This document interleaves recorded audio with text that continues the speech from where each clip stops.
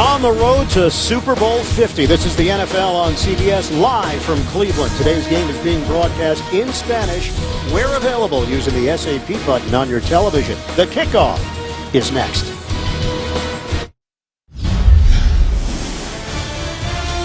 CBS Sports welcomes you to the following presentation of the National Football League.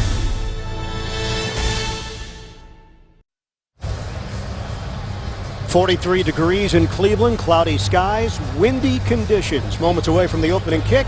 Let's bring in the third member of our broadcast crew downstairs to Evan Washburn.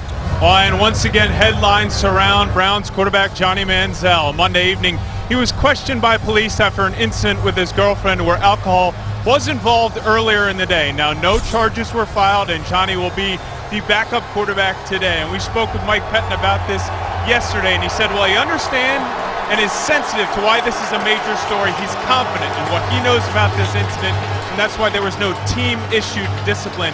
He does expect the NFL to investigate, and he will respect whatever decision they would come to. Guys? And Evan McCown is not 100%. He does have a banged-up ankle. It got rolled up onto last week at the end of that game, the victory 33-30 in overtime in Baltimore. Cleveland won the toss. They have deferred. So Denver will receive Omar Bolden, the deep man. Travis Coons will start things off.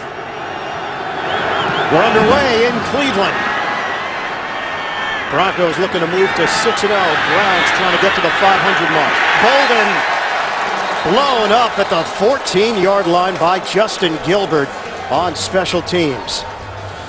Peyton Manning undefeated to start the season at 5-0 for the 7th time in his career. And as usual, he's done his homework. He's well aware that the Browns are missing 2 Pro Bowlers in their secondary. Corner Joe Hayden and safety Tashawn Gibson.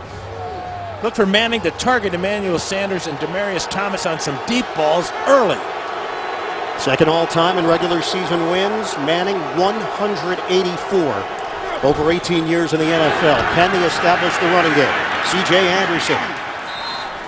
He's hit at the 17 after the pickup of 3. Bryant there defensively. Starting offense for Denver. Ryan Harris continues to start at left tackle. Sam Brilo not quite ready to come back. They'll mix and match with Harris. Columbus will see some action. Demaryius Thomas, he's not 100%. He's been dealing with a neck injury. Go! Bootleg. Manning, it's on time to Sanders. Emmanuel Sanders continues to put up big numbers. 11 yards on that play. Pierre Desir makes the tackle for Cleveland. Yeah, good example of play action passing and a little bootleg for Manning coming out and hitting his first pass to Sanders on the crossing route. But that looked a lot like Gary Kubiak's offense when he was head coach of the Texans. Peyton Manning 6-0 in his career against Cleveland. He's very close with Browns owner Jimmy Haslam. That Tennessee connection. Ronnie Hillman gets the call, picks up 2. Paul Kruger over there. Hillman and Anderson will split time. Hillman has had a little more pop in his runs compared to Anderson. Gary Kubiak, first year as the Denver head coach, but Gary spent 21 years with the Broncos organization before moving on as the head coach of the Houston Texans. Last year, offensive coordinator in Baltimore. Nickel package for Cleveland. K'Wan Williams is in. They run the ball to Hillman, and Desmond Bryant spins him down. It's a 2.5-yard gain for Ronnie Hillman. Now we're seeing the commitment that Peyton told us yesterday to the running attack. That's 3 runs now in the first 4 plays. But this is where the Broncos have struggled on third downs this season. Converting a 32% rate, which is 28th in the NFL. They are 30th in total offense. This is the Denver Broncos we're talking about. Those are not numbers that they're accustomed to. This is a 3rd and 5. Shotgun. Manning connects with Anderson. It's a first down. They'll move the chains across the 40. And that pass covers 9 yards. That's his 10th catch of the season. He's out wide against the linebacker, and that's a good matchup against Kirksey for the Broncos. And a strike over the middle from Peyton Manning. 2 for 2 to start the game. Lambert! Yeah. 5 undefeated teams remain in the NFL. New England, Cincinnati, Green Bay, Carolina, the other 4. Manning playful, airing it out, intercepted. It is picked off the veteran Carlos Dansby. Peyton Manning turns it over on the Broncos' first possession.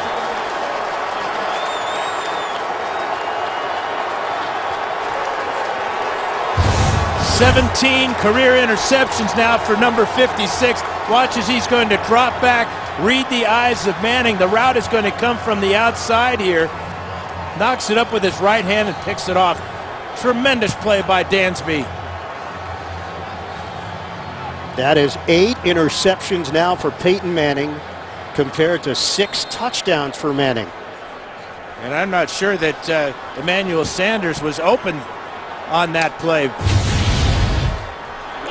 Cleveland ranked 30th in total defense, and they come up with a turnover in the first. Handed off, Crowell. He's got a running lane. Crowell banged down. Down to the 42, 7.5-yard pickup. Good block from Batonio up front for Cleveland. Well, Josh McCown, just 1 interception so far on the young season. Well, he knows that this Denver defense is top ranked in the NFL. 2 stats stick out: 22 sacks and 14 takeaways. Ball security imperative. It's a 2nd and 2 now for Cleveland. 457 passing yards last week, a team record in the regular season.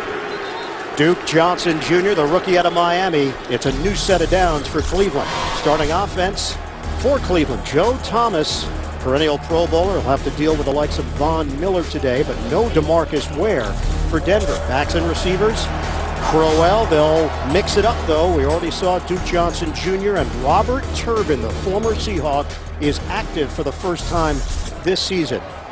Mike Peyton hoping to get Turbin some touches here. Making his Browns debut, has been rehabbing a sprained ankle. Pass to the outside. Excellent pass catcher, Duke Johnson with the grab. It's a 5-yard pickup. Defensively for Denver, number 1 in the NFL. They welcome back Derek Wolfe after the 4-game suspension. He was back last week for the first time. Shaquille Barrett getting his first start in the NFL, replacing the veteran DeMarcus Ware out with a back injury. And in the secondary, T.J. Ward, emotional return for him to Cleveland. Spent his first 4 years in the NFL as a member of the Browns. 4 receivers set on a 2nd and 5 now for Cleveland. Shotgun, McCown gets rid of it quickly, puts some zip on it, incomplete. It was off to the side of Travis Benjamin. Yeah, just thrown a little bit behind Benjamin as he's going to run the little slant route here. But you can see why the ball was thrown behind him, because Trevathan, coming from the inside, might have had a play on the ball, or at least it might have been a big collision with Benjamin. Denver Broncos defensively number 1 in the league in takeaways, 14 of them. They've got 8 forced fumbles on defense, 2 on special teams. It's a 3rd and 5. McCown, out route, incomplete. Try to hit Andrew Hawkins, throwing against Chris Harris Jr., who's playing as well as anybody at that cornerback position in the NFL. Right now they're looking at a 50-yard field goal attempt, if that's what they're deciding to do. Instead, they're going to keep the offense on the field. Yeah, good decision. Travis Coon's longest this year is a 43-yarder. He's done it a couple of times. He had 4 field goals last week against Baltimore, but I like this decision. Very aggressive by Mike Peyton.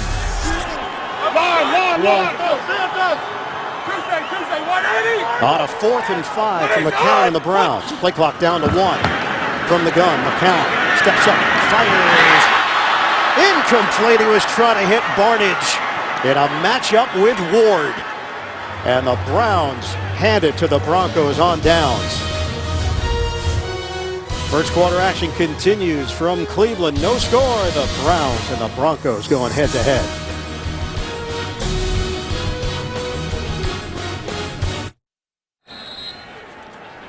Peyton Manning has thrown at least 1 interception in every game so far this season. No damage though on the scoreboard as the Denver defense holds the Cleveland offense. Broncos get it back. Ronnie Hillman, nothing there. Hillman will pick up 2 with a late flag on the play. Well, good job by Dansby recognizing the play-action passing game and then dropping back into coverage. Here's the route that Manning's trying to hit on the outside to Emmanuel Sanders, guarded tightly by Tremont Williams. But the right hand is there to snuff it out. And the Broncos take over just about right where they left off. There's no foul on the play, as the chop block is legal, as the players were adjacent linemen. Down counts, second down. Explanation from Craig Rolstad, our referee today here in Cleveland. So it's a 2nd and 8 now for Denver. They have 0 offensive touchdowns in 2 of their 5 games. Manning on the move. Tosses to Sanders, who gets hit hard out of bounds. 11 yards on the pass play, and they'll move the chains now for the Broncos as Dante Whitner laying the wood. A lot of play action and moving Manning out of the pocket today for the Broncos. This has been their most successful passing play, a bootleg to the right, and Sanders on the crossing route. Big hit there by the hitman, Dante Whitner. Last time these two teams met, it was December of 2012. Manning threw for 339 yards and 3 touchdowns in a 34-12 Denver win. 9:20 mark of the first. Ground game. Hillman, a shake and bake, out of bounds. Good angle for Hillman into Cleveland territory.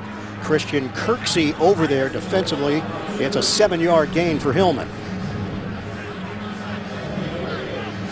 Line of scrimmage will be just shy of the 48-yard line. 17 drives since their last offensive touchdown for the Denver Broncos. That's the longest active streak in the NFL. Pistol formation, 4 receiver set. Running play again. Hillman dances. Spin move for Hillman. And it's a 4-yard pickup. Out across the 45. Denver's on the move. Carlos Dansby, the stop. Never miss a moment of football action with the CBS Sports app. Every play, every story, and every highlight right as they happen. Download the CBS Sports app now. 2 really good runs by Ronnie Hillman. One to the outside, and the last one where he could have bounced to the outside. Knew he just needed a couple yards and went straight upfield. Go! On first down, Manning swings it out. Hillman. Great cut by Hillman. Did a lot of work and picked up about 2 yards on the play. Dante Whitner over there. But again, trying to get into more manageable situations on third down, because you look at the numbers this season, Dan. On third down, they face third and an average of just under 8 yards. That's 28th in the NFL. 2nd and 9, we'll call it for Denver. C.J. Anderson rolling into Dansby. Good block by Schofield. It's a 4-yard pickup. Yeah, you can see the difference that you're talking about with all the injury problems up front on the offensive line and learning a new system. You can see the results have not been good for the Denver Broncos, and yet they're 5-0. Yeah, that's the thing. Apologizing almost for a 5-0 start because the numbers just don't seem to jive with what you're accustomed to. This is a 3rd and 5. Manning has faced the 4th most blitzes in the NFL. It's a toss to Thomas, and it's well short.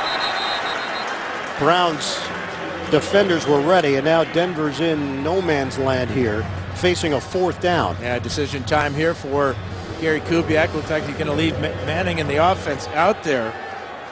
4th down this year. They've just had 3 attempts. They converted 2 of them.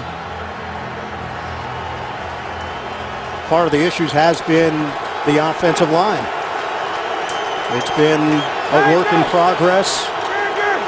Started with Ryan Clady going out with a torn ACL, and then Sam Drilo has not been able to get healthy. Missed now his 3rd straight game with a shoulder injury. It would have been a 56-yard attempt. Manning will take a timeout, and it's 4th and 4 for Denver when we come back to Cleveland. Scoreless. Broncos used a timeout. It's a 4th and 4 for Denver. 6:26 mark of the first quarter. Broncos are yet to score a touchdown in the first quarter this season. Manning throws. It's handled by Thomas, and he's got a first down to the 30-yard line. 8 yards on the pickup. Manning to the Pro Bowler, Demaryius Thomas. Yeah, good job by Thomas, 88 on the slot here. And that is definitely a pick play as the inside receiver, Sanders, blocks the defense away from Thomas. And Thomas, with that big body, pulls away for the first down. Broncos get away with one there. Line of scrimmage is now the 31. This drive continues. On the ground, Hillman looked like he would have a running lane. He got caught from the side by the talented rookie out of Utah, Nate Orchard, over there along with Carlos Dansby. It's a 3.5-yard gain. Well, and this is where the Browns have had trouble, is stopping the run on the edges. They're very solid in the middle with the rookie Danny Shelton, but they've been hurt all season long with runs just like that to the edge. Number 31 in the NFL against the run, allowing 149 yards per game on the ground. This is the 10th play of the drive. And he pops the ball and throws offline. Emmanuel Sanders felt he was held by the veteran Tramon Williams. No flag on the play. Well, let's check out if Sanders has a beef here or not. Tramon Williams with the, he grabs him there, grabs his arm there, and the Browns get away with one there. So things kind of even out. But a lot of short passes from Manning. It's not going down the field yet at all. No Joe Hayden, no Tashawn Gibson in the secondary for Cleveland. Working out of the gun on 3rd and 7. Manning clears it out. Excellent grab by Thomas. It's another first down for Denver.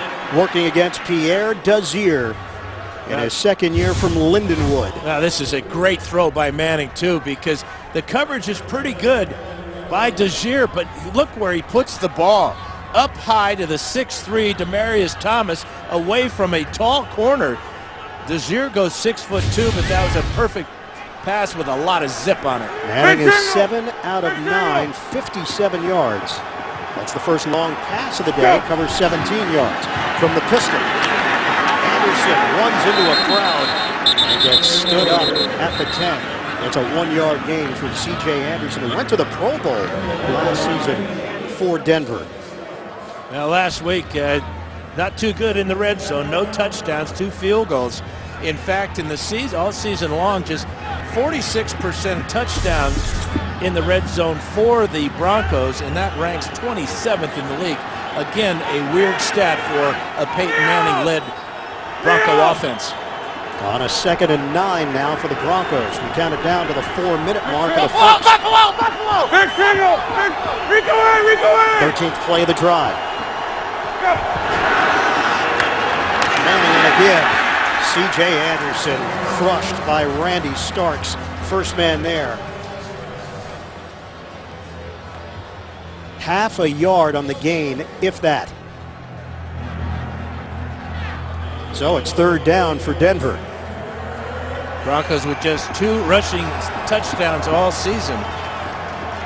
Manning has 6 touchdown passes. Anderson lines up as a wide receiver. Manning has looked sharp on this drive. Can they cash in? On 3rd and 8. Manning tosses low, and Norwood has nowhere to run. It's a loss on the play. Christian Kirksey, the second-year linebacker from Iowa, over there to make the play for Cleveland. Well, Manning looking in the end zone, could not find anything, so he comes to his outlet receiver. He might have been better off just throwing this ball out of the back of the end zone. And I'm sure Norwood feels the same way, as he has no shot at all after the catch. Brandon McManus on for a 29-yard attempt. He has not missed this season. 12 of 12 on field goal attempts, 11 of 11 on point afters. And he's got it. Denver is on the board. The Broncos, though, still do not have a first quarter touchdown this season. Browns defense holds up in the red zone. Denver's got the early lead. 15 plays, 58 yards for the Broncos. McManus bangs in the 29-yard field goal. And Denver in front 3-0. McManus kicks it off. Moving forward, thrown. And brought down short of the 20-yard line. That's where McCown and the Browns offense will take over when we come back to Cleveland.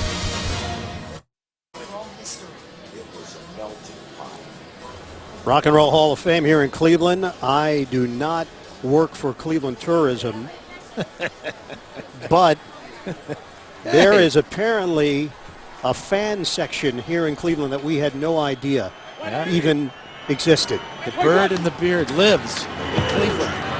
Cleveland rocks. Crowell out of bounds on a zigzag.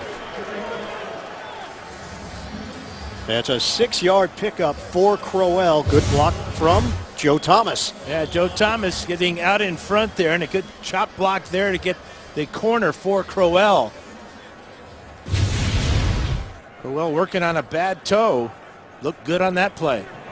Last week against Baltimore, 13 carries, 49 yards. He had 2 catches, 38 yards, and a touchdown in that overtime victory. 2nd and 4 now for the Browns. Quick toss out. Get Taylor Gabriel to the outside. Veers out of bounds. It's a first down for the Browns. Josh McCown in his 13th year in the NFL. AFC Offensive Player of the Week. The first quarterback in Browns history with 3 straight 300-yard passing games. Yeah, the guys believe in him. He has such a confident air about him. But the thing I like is when you talk to guys about him, they say he's a genuine person. And he's a hell of a competitor. On first down, to the ground game. Crowell bangs inside and picks up 2 yards. Well, for McCown, 4 teams in his first 8 NFL seasons. He was a backup multiple spots. And then things got a little dicey. He was out of the NFL, had some opportunities, but wanted to get reps in the UFL with the Hartford Colonials. He comes back with Chicago. He was a high school assistant coach, thinking about maybe the future. And then on the uptick, he gets signed in Tampa Bay, but it doesn't work out. He wins just 1 game as the starter. The Browns sign him. He had a background with offensive coordinator John DeFilippo back in their Oakland days together. McCown with a low throw. And the sure-handed Brian Hartline cannot make a clean catch. Hit the ground for Hartline, and it's 3rd and 8 for Cleveland. I figured out the key for McCown, though. He changed his number from 12 to 13. You think that's it? That's all it took? I always thought it was an unlucky number, but when you look at his career, the thing that I was so impressed with, he had an opportunity to go with the Chicago Bears, but decided because he was committed to Chris Palmer, the head coach of the Hartford team of the UFL.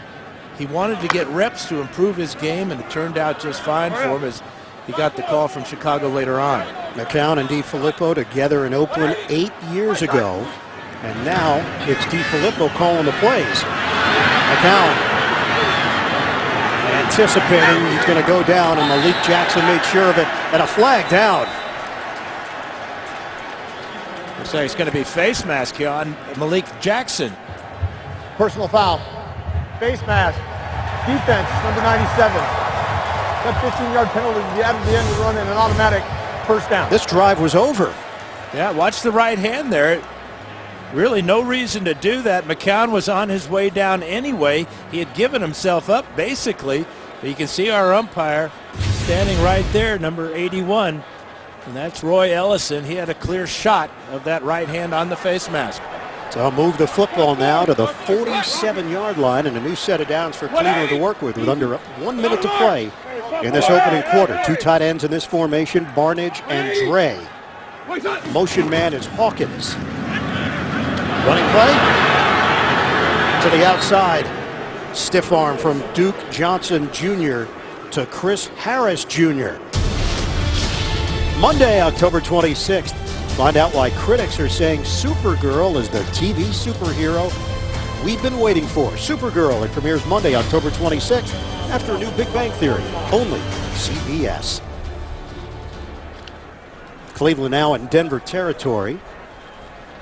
Again, Broncos have not scored a first-quarter touchdown this season. They haven't given up a first-quarter touchdown this season. The last team to go through the first 6 games doing that, Miami in 06. Isaiah Crowell inside the 40 of Denver. That covers 11 yards. Trevathan with the tackle. Yeah, really great pass protection by this offensive line. They're known as good pass protectors. They're being tested today, and they're answering the call.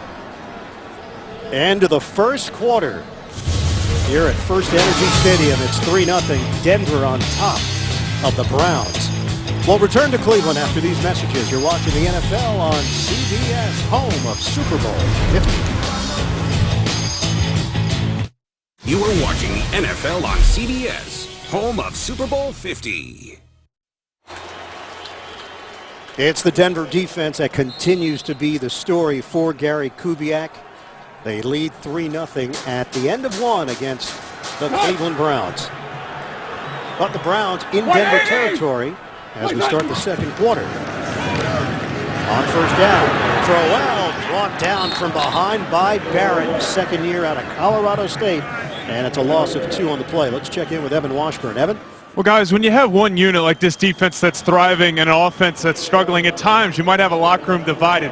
Not the case in Denver. We spoke with T.J. Ward and Von Miller last night, and we asked them specifically how they approach this with the offense not playing their best. They said, we'll pick them up, and it helps, Von Miller said, knowing that it's Peyton Manning. They feel like this group will figure it out, and they'll take care of it now.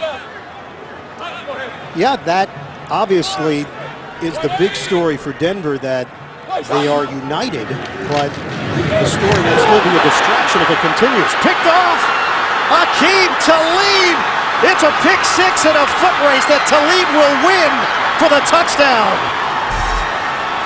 The Broncos continue to produce points with their defense. McCown victimized by Talib. As a 4th defensive touchdown for the Broncos this season. And this may have been the easiest one. Talib just sitting on the route on the outside, intended for Benjamin.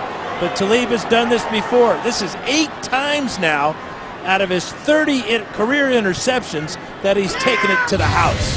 He is a playmaker. 63 yards on the return. Talib was a question mark this week as to whether or not he was going to play with an ankle injury. Extra point, McManus.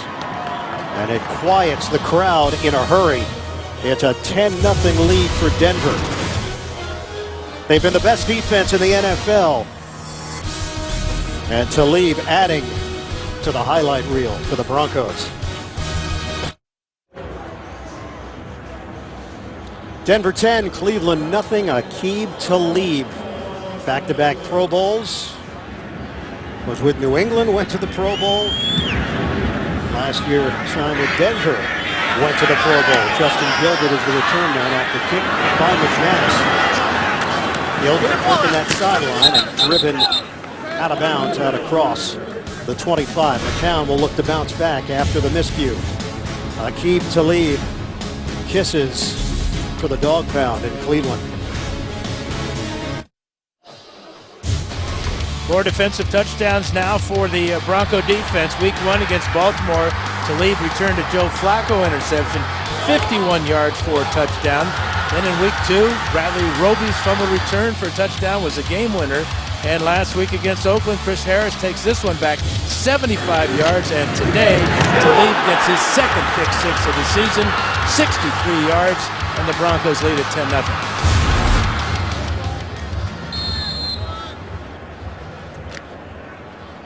The most in the NFL, the 4 defensive touchdowns that the Beard just went through. They've allowed just 1 touchdown through the air this season. Mike Wallace of Minnesota. Robert Turbin getting his first carry as a member of the Browns out across the 30-yard line. It's a 6-yard pickup for Turbin, released by Seattle. Turbin has been dealing with a sprained ankle, and he is a bruiser. At 5'10", 222 pounds, backed up Marshawn Lynch the last 3 years for the Seahawks.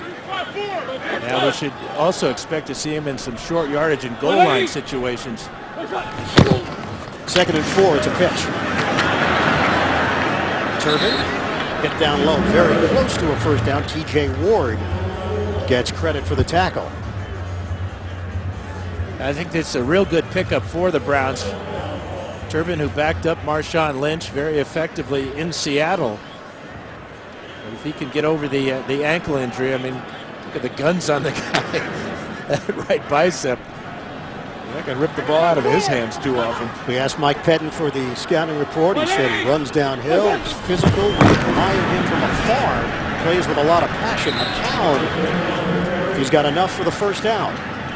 Trying to get the crowd back into it, re-energized. You know, Mike Peyton talked about how last week was a character win. It was a boost, but as a team, they're trying to avoid the roller coaster. They recognize what an opportunity this is, taking on an undefeated team with a resume like Denver.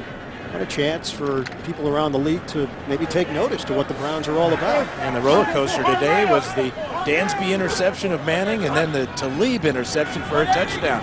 The ups and downs. Play clock down to 1. McCown on a toss. Benjamin cut down quickly by Trevathan. These linebackers are active. Trevathan, Marshall, Miller, Shaquille Barrett getting the start today for Denver. Well, the speed on Denver's defense up and down the line is just the best in the NFL. And Trevathan has always been a very active outside linebacker. That time taking down the very quick Benjamin before he can get started. Last week, 457 yards through the air for McCown. He's been limited to 22 so far in the first half today. Motion man is Benjamin, deep threat for Cleveland. It's a running play, and it's Turbin. Nothing there. Von Miller in on the stop for no gain, along with Antonio Smith. Now this, you can see Barnidge working on Von Miller. He just drives Barnidge back into the backfield and then comes off and helps it on the tackle. Turbin heads to the Cleveland sideline. And it's Duke Johnson Jr. who's in on a 3rd and 9.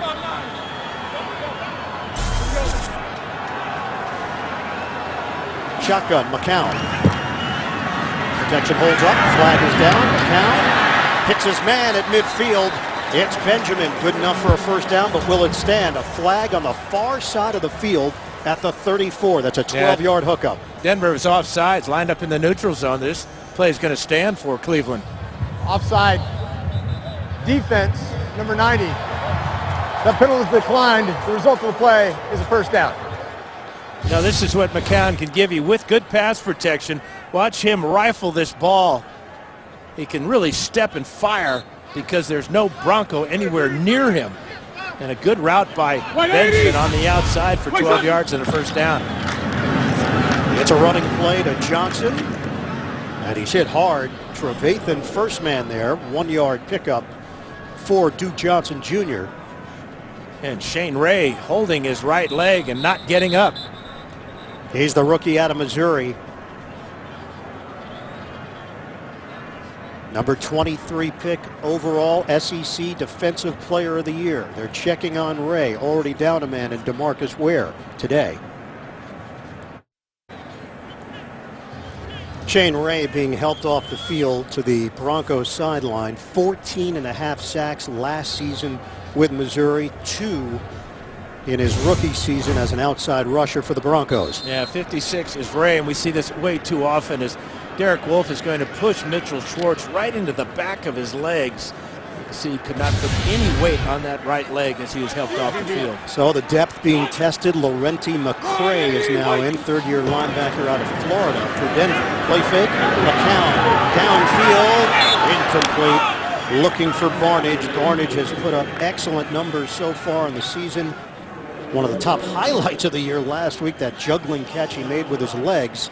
The touchdown against Baltimore. They have not been able to feed him the football yet. No catches in this first half for Barnidge. Well, he did have a target in the first quarter that he dropped, and this one was just off target. Good coverage by the Broncos on Barnidge. They know he's very comfortable with Josh McCown. So there is McCray for Denver. And it's 3rd and 9 for Cleveland. Out of the gun. In trouble. McCown brought down at the 45. McCray leading the charge with Brandon Marshall. 23 sacks now for the Broncos as they're going to come with a blitz. 6 men coming at McCown, trying to find an escape route in the pocket or a receiver down the field. You just can't hold it that long against this speedy defense. How about McCray coming in the game and making a difference right away? Browns had 505 yards of offense against Baltimore last week. They've got 63 in this first half. Fourth down. Andy Lee, three-time Pro Bowler, will punt it. And Emmanuel Sanders is the return man. Flag is down. Sanders fair catch called for. Brings it in cleanly at the 13-yard line. But the penalty marker thrown on the play. It's going to be against the Browns. 42-yard punt. Flag was thrown right around the 45 on Cleveland's side of the field. Maybe an illegal formation. The question now for Kubiak, do you want to have Lee kick it again? He's one of the best punters in the history of the league, or just take the ball where it is on the 13. Illegal formation. Kicking team. That 5-yard penalty will be enforced. It'll be fourth down. So a re-kick. Lee is averaging just over 50 yards per kick. Acquired in a trade with San Francisco. And another opportunity for Denver on special teams. They would have had it at the 13-yard line, and now Sanders is standing at his own 21 waiting for the kick from Lee. They'll back up now to the 15. Omar Bolden is set up in front of Sanders. Take two for Andy Lee.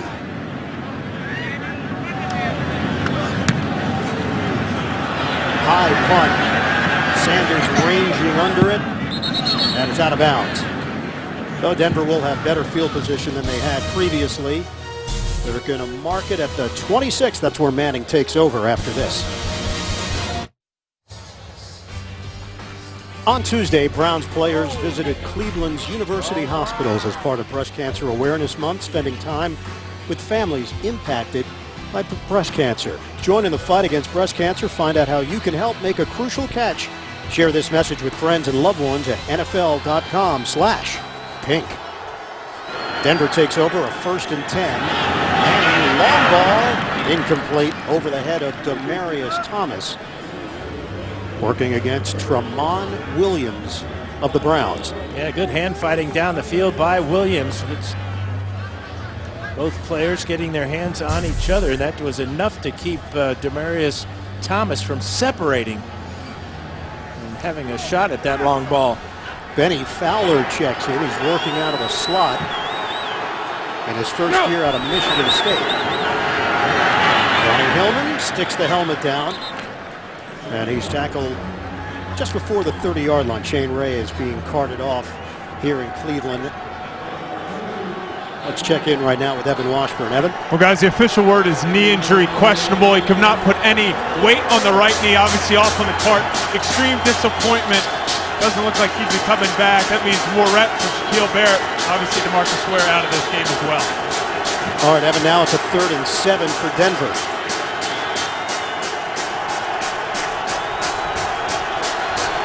Manning has 7 seconds to work with on the play clock.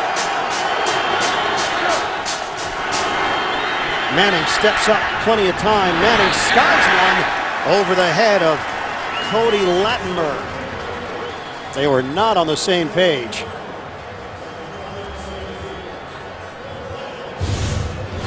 Let's check this throwing motion out. You see Manning wearing a glove now, and that ball just really came out of his hand funny. I bet he ditches that glove next time out.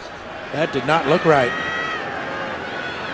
Punter is Britton Colquitt. Travis Benjamin, dangerous return man. 3 career touchdowns on punt returns, including one this season, 78 yards. He's waiting for it at the 26. Colquitt to Benjamin. It's around 1 tackle. Benjamin drilled along the sideline. Big hit there by Todd Davis on special teams, a 41-yard punt. 5-yard return and a 10-0 Broncos lead. Well, last week, Cleveland was in a hole against Baltimore, rallied to get the win. The Coons' 32-yard field goal to win it in overtime. This week, it's been a struggle on offense for Cleveland. Pitch for Crowell.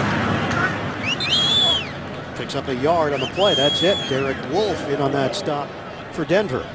Well, McCown is just 5 of 11 for 34 yards, but he realizes that this is the best defense in the NFL. So told us yesterday he needs to be patient, knowing this game may come down to that last drive of the game. But they got to get something going here as they come out with just 1 yard on a running play to start this drive. Von Miller had high praise for Wade Phillips. Defensive coordinator said, we trust him, he trusts us. Even field coach. 2nd and 9. McCown incomplete. Couldn't get it to Hawkins. Man, you can see that one of the real benefits with this type of defense that Wade Phillips has to work with, he can rush just 4 guys and drop 7 and play zone behind it, as they did that time. And that was a zone route that was not converted because McCown thinking and seeing one thing, the receiver seeing another. Phillips' 37th year as an NFL coach. 3rd and 9 now for Cleveland. McCown out of the pocket. Little floater is too high. Over the head of 5'9" Duke Johnson Jr. with TJ Ward there defensively. It's 4th down. Now the pass pressure is getting to McCown now, having to move in the pocket, throwing off balance there. TJ Ward with a tight coverage there, maybe a little bit early on with that right arm stripping the ball away. Officials letting the play in the secondary this afternoon. 15th 3 and out this season for Cleveland. Andy Lee on once again. Ball will bounce and take a Cleveland roll. It'll settle in at the 15. Sanders upsetted himself after the 50-yard punt. Can Peyton Manning get things into gear? The Denver offense is back on the field. They've got the lead in Cleveland, 10-0, 2nd quarter.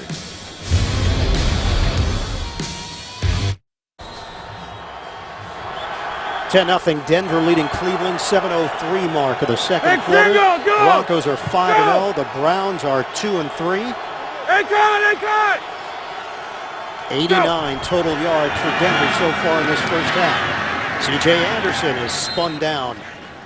It's not a whole lot there. 3-yard pickup. The QB comparison thus far, Dan, for Manning and McCown. Well, the Browns have 64 yards in total offense in the first half. Aqib Talib has 63 yards and 1 interception return. It's been a tough day for McCown. It started off rough and it's continued that way as the Broncos are finding a way to make him very uncomfortable in the pocket. It's a 2nd and 7 now for Denver. Working from the gun. Manning pulls the trigger, hooks a pass. And C.J. Anderson is thrown down after the 2-yard pickup. NFL Today update. Let's head to New York. JB and Coach. Cincinnati weapons. Yeah, 3rd and 1. Giovanni Bernard, 17 yards out, caps a 5-play, 55-yard drive. The Bengals up 14-7 over the Bills. He's not Chuck Muncie, Dan, but he's close. I was about to say, Dan had a load running in the running back position too, didn't he? Ian and Dan. Yeah, one Chuck Muncie. Yeah, the late, great Chuck Muncie. What a player. Cincinnati just comes at you in waves. So many weapons. Manning, incomplete. Try to hit Emmanuel Sanders. And the frustration on offense continues for Denver. Well, and Manning gets hit on this play as the Browns bring pressure. Right side of the screen is Paul Kruger. He's going to get home to Manning. And that forced the early throw, and Sanders not ready for it. Another good 3-and-out defensive series for the Browns. Britton Colquitt is punting deep in his own territory. Benjamin waiting for it at the 36 of Cleveland. Under 6 minutes to play in this first half.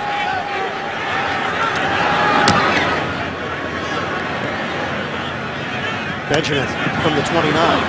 Cuts it upfield. Good field position for the Browns to open up with after the 50-yard punt and an 11-yard return. Big game here for the Browns and for these fans. The bottom line is they've got to piece some wins together. Just a moment here, a moment there is not enough. Mike Peyton believes that this team has the right mindset to get on a run and become a factor in the AFC North. Well, it's been inconsistent play by the Browns that has driven these fans crazy and the head coach crazy. And the Denver defense is very good at causing inconsistency. They are 1-0 in the division for the first time since 2004. Duke Johnson Jr. taking it to the outside, a stiff arm.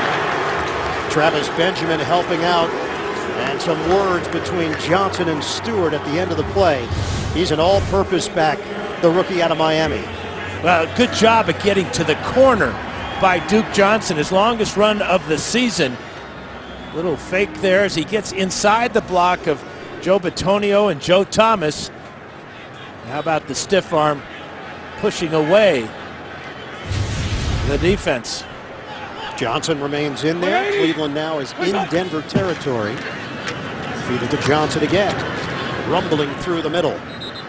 And takes it just inside the 45. It's a 3.5-yard gain for Johnson. Miami's all-time leading rusher. That's saying something. Think about all the backs that have come through the Hurricanes program.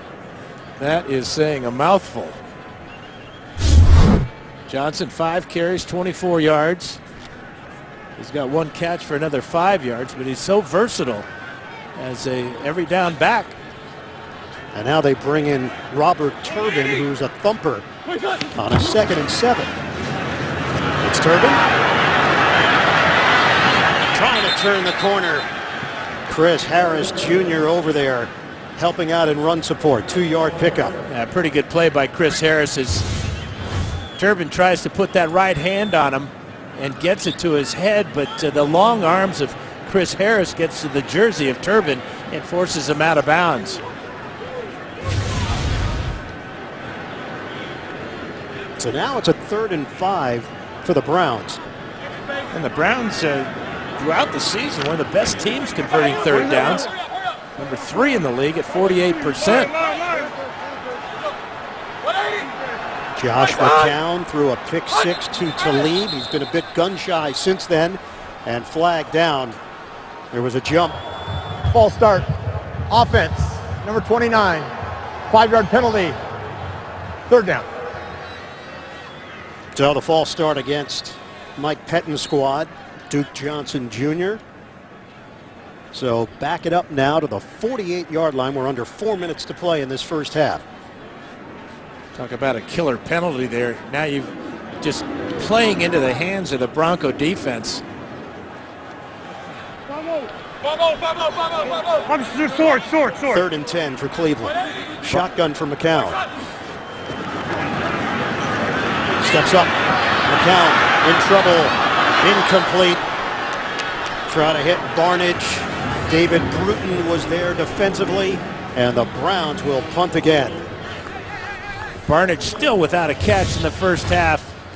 McCown having to move around Bruton with good coverage here. This is why that ball was thrown behind Barnage, as the pressure right in the face by Antonio Smith caused that incompletion. 3 straight punts now for Andy Lee. Emmanuel Sanders at the 9. Sanders moves forward and brings it in right at the 20-yard line. Let's go! 28-yard punt. Denver will take over at the 20. Coming up, Verizon Halftime Report. JB, Tony, Bart, Boomer, Coach Cowher, the latest NFL scores and highlights, as well as a preview of Thursday Night Football on CBS and the NFL Network. It's all coming up on the Verizon Halftime Report. And Manning has 2 timeouts to work with, plus a 2-minute warning. You'd expect him to take control here and call his own plays and get things rolling. Be cut! Offensive coordinator is Rick Dennison. Of course, Gary Kubiak comes from the offensive background. It's been an attempt to blend the 2 philosophies. Ronnie Hillman. Oh, great run by Hillman. Taking it to the perimeter. 27 yards and a lot of breathing room. Paradis with a key block up front. Watch this is the stretch running play, the zone stretch play that Kubiak wants his offense to run. Good read by Hillman as he took it to the second option between Harris and Vasquez. Under 3 minutes to play in this first half. Denver leads it 10-0. Hillman with a cut. And takes it for a gain of 1. JB, Coach Cowher, NFL Today update in New York. Miami playing with an edge. Yeah, we've got the running game going. Lamar Miller, 7 yards out. They go up 17-3 already in the first half. 11 carries, 91 yards for Miller. Back to Ian, Dan, and Evan. From Philbin to Campbell, and a bit of a boost for the Fish. Or the Mammal. That's a Mammal. 2nd and 9. Manning. Caught at the 40-yard line. It's Andre Caldwell, the veteran. Really good throw by Manning that time. Great anticipation throwing the deep out to Caldwell. Defense had no shot at breaking this one up. We hit the 2-minute warning here in the second quarter. Now good pass protection leads to good anticipation by the quarterback. Plenty of zip on that ball. Ball well on its way to Caldwell before he comes out of his break. Big conversion there for Manning and the Broncos. C.J. Anderson is in. Broncos have 2 timeouts to work with. Out of the pocket, Manning will toss it out of bounds. Paul Kruger putting the heat on Peyton Manning. Clock stops, 1:52 to play in this first half. But again, it's a play action, moving Manning on a bootleg, and good coverage in the secondary, but Browns are looking for the pass here, not so much for the run. And for good reason, with Manning trying to outrun anybody to the sideline. He is 10 of 16, 70 yards, and an interception. 2nd and 10 now for Denver. Pistol formation. Ronnie Hillman. Hillman slicing. Hillman trying to maintain his balance, and he's brought down at the 33. It's an 8-yard pickup. Paradis with another good block up front for Denver. Dan, everybody's been asking, well, what's the problem? You've had a chance to watch this team. You've seen Manning for years. You've seen Kubiak's offense for years. What's been the issue in your eyes? This offense just doesn't look like an offense that Peyton is comfortable with. We never see him on the bootleg. We see him thrown from the pocket on time. You know what? Some guy he misses a lot is Wes Welker. 3rd and 2. Operating from the gun, swing it out. Hillman makes a cut. And Hillman is short of a first down. Christian Kirksey helped make sure of it. A very conservative call when you just need 2 yards for the first down to try to get it with a swing pass instead of going down the field with the ball. But that's the design of this offense. Almost dropped pass here by Ronnie Hillman. Juggled it. That may have cost him a chance to get the first down. And Denver's going for it instead of a 51-yard attempt. They're going for it on 4th and 2 with 34 seconds left. Cleveland elected not to stop the clock, by the way, with 3 timeouts. Play clock is down to 3. And he'll use a timeout with 23 seconds remaining. They're trying to draw the defense off sides, and so difficult to do that on the road with all the crowd noise. Coming up, Verizon Halftime Report. JB, Tony, Bart, Boomer, Coach Cowher, latest NFL scores and highlights. And a preview Thursday Night Football on CBS and the NFL Network. That's all coming up on the Verizon Halftime Report.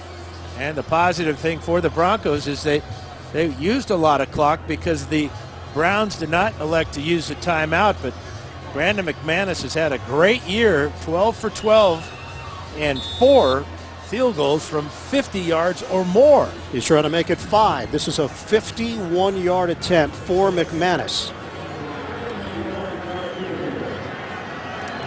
57% of their points have been scored by the kicker or defense. From 51 yards away, it's just off the mark. Cleveland holds, and the first miss of the season for McManus. It's a good snap. It's put down well, and it's just going to slide by the left upright. Had plenty of leg. No fade, though. So because the Browns didn't use timeouts, they only have 18 seconds left on the clock. Yeah, and look where they have the ball, at their own 41-yard line. So poor clock management by the Browns is really handicapping their offense, getting any shot at a field goal in this first half. They need 25 yards to get off a legitimate attempt for Coons. And we've got 18 seconds to do it. McCown underneath. We'll get some of those yards right here. Duke Johnson Jr. David Bruton holding on as Johnson gets extra yards. It's 12 yards on the catch and run. So you may do the math then. 25 take away 12 is 13. So they need 13 yards, partner? Yeah, that was quick math by you. Yeah, use my phone. You have an app for that? Called a calculator. Looking to get to the 32-yard line in that area for Coons. First year as an NFL kicker. McCown. Duke Johnson is thrown down by Chris Harris with 1 second left on the clock. Yeah, you're not going to outrun this Bronco defense. They're playing zone, looking at the quarterback, taking away the deep ball. And when the outlet is thrown, they rally to the ball in a hurry.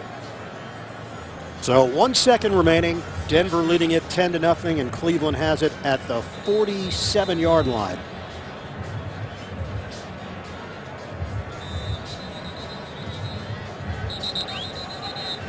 Broncos will send 4 defensive backs to the 15-yard line and all the way back to the goal line.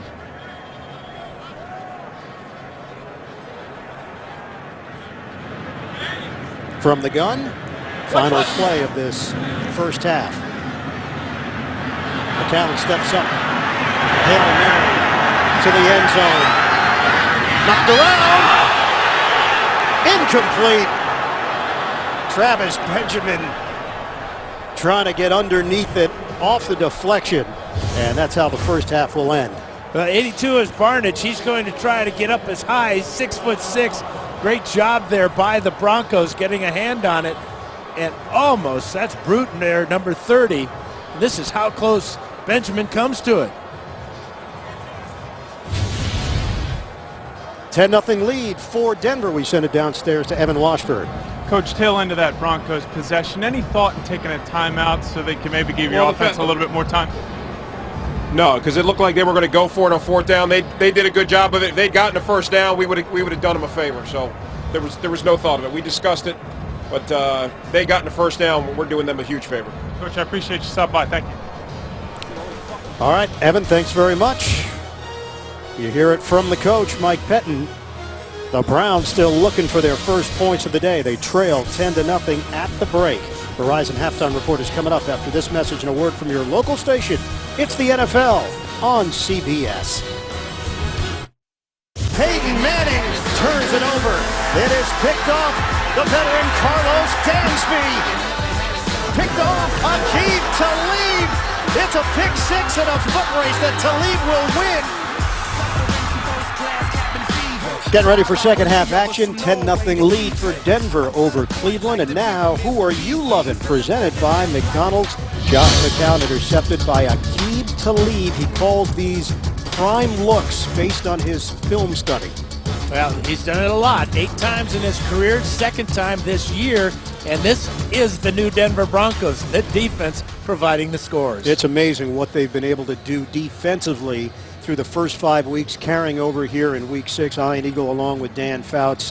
Denver trying to stay undefeated. Cleveland trying to get to the 500 mark. For the Browns, the offense, it's not working. What has to change? Well, they got to get the ball to their playmaker, and that's the tight end Gary Barnidge. He comes into the game with 24 catches on the year. Big difference from last week. Of course, those stats are for an entire game, but in the first half today, just 4 catches, 4 targets, and 0 catches for the tight end. Did you think McCown was a little bit gun-shy after that interception by Talib? A lot of pressure that they're dealing with from the Denver D, too. Before the interception, he was getting great pass protection. That interception, he had good pass protection, and since then, the Denver defense has been all over him. Browns have the football to start this second half. And the return man is Drone, who is chopped down out across the 25-yard line. Let's check in with Evan Washburn. Evan? Well, guys, despite just 70 yards through the air and no touchdowns offensively, Gary Kubiak told me they're going to stay committed to the run. He wants to see some big plays, but he's only going to try and take them if they present themselves. Want to really create that running identity. And just an update on Shane Ray. He has been officially ruled out for this game with that knee injury. Guys? All right, Evan, thanks very much. Kubiak said, hey, it's the 4th game on the road in the first 6 weeks. They're finding ways to win. They're doing it with their defense. But he's not shying away from the offensive criticism. He knows it has to improve, and they're trying to figure out ways to get the ground game going. Cleveland right now focused on getting its offense in gear. McCown.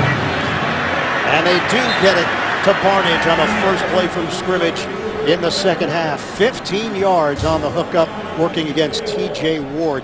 Fewest yards in the first half this season for Cleveland, just 94. And good balance for the Broncos. 71 rushing yardage, most of that coming from Ronnie Hillman. He had a long gain of 26 yards.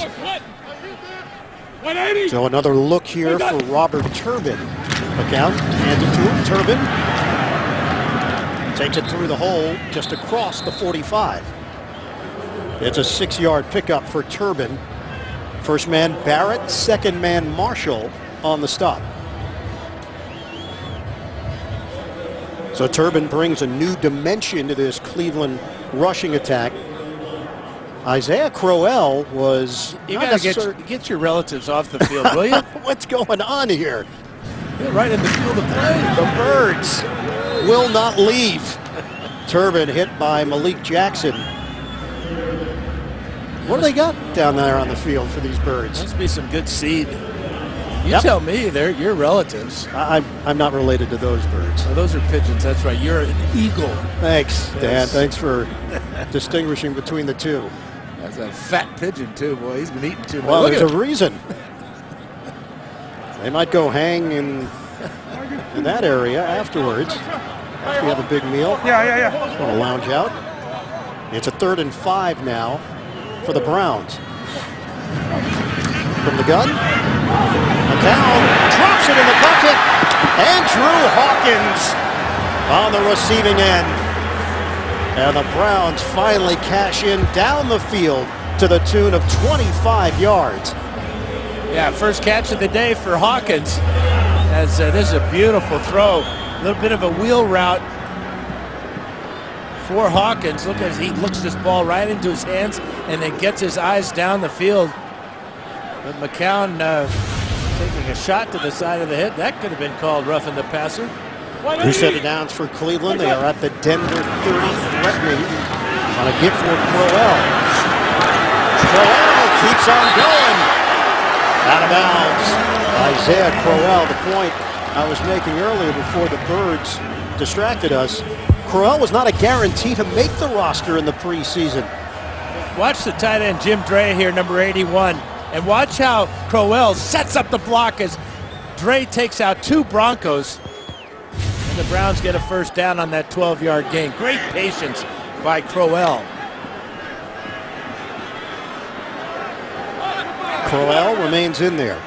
It's a first down inside the Denver 20. A jump and a flag at the 21. And a false start on the Browns. Critical mistake. False start. Offense. Number 11. 5-yard penalty. First down.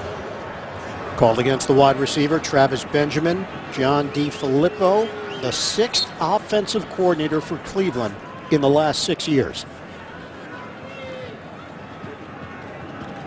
And that type of penalty just drives coordinators, coaches crazy. A wide receiver jumping off sides. That can kill your momentum. So back it up to the 23-yard line. 3 penalties against the Browns, under 12 minutes to play in the 3rd. McCown has time. End zone. Broken up. Benjamin the target. And Talib. It's a no-fly zone for the Broncos. Now he just didn't lead him enough on this route. Watch the post route here. Talib closes on it, but you can see Benjamin having to stop almost. Perhaps he knew number 43 was in the neighborhood, but tremendous play by Aqib Talib with the left hand. But again, the ball not out in front far enough for Benjamin, or that would have been a score. McCown is completing less than 50% of his passes. 7 and 15. Quick hitter. Benjamin brought down short of the 10-yard line. Covers 12 yards. And 3rd and short now for the Browns. But that was a great pass, though, by McCown as he bounces back in one play. He got that ball out of his hand very quickly and got it to his receiver where the receiver could make the catch, protect himself before he's hit. Denver defense has been excellent in the red zone. The Cleveland offense has not.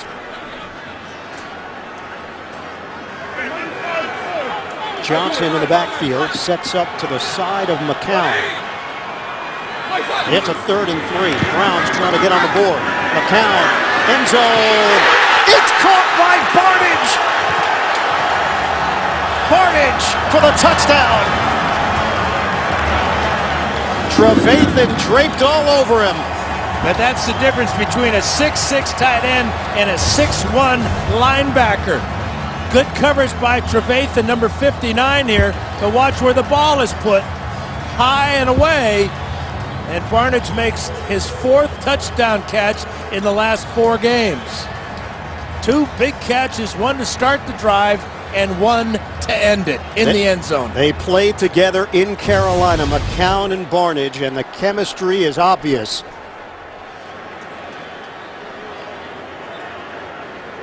Barnidge told us, now getting a reputation as a pass-catching tight end, he felt like he was always prepared to do it. Now it's about getting the opportunities, and he's gotten them. And they say he's got a knack for big plays and great ball skills, football IQ. We've seen it all in those 2 catches. Extra point from Coons. And the Browns finally on the board. 8 plays, 74 yards. They had 94 yards in the entire first half.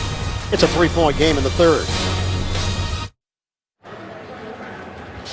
Barnidge in select company, first Browns tight end with receiving touchdowns in 4 straight games since 1981. Ozzie Newsome, the last Brown to do it. Well, Dan, you mentioned it had to start with Barnidge, and that's exactly what Cleveland did to open up this second half. Well, he's been the story, he and McCown, throughout this early season. Return man is Bolden. Flag down. Bolden avoiding Broncos blockers and birds.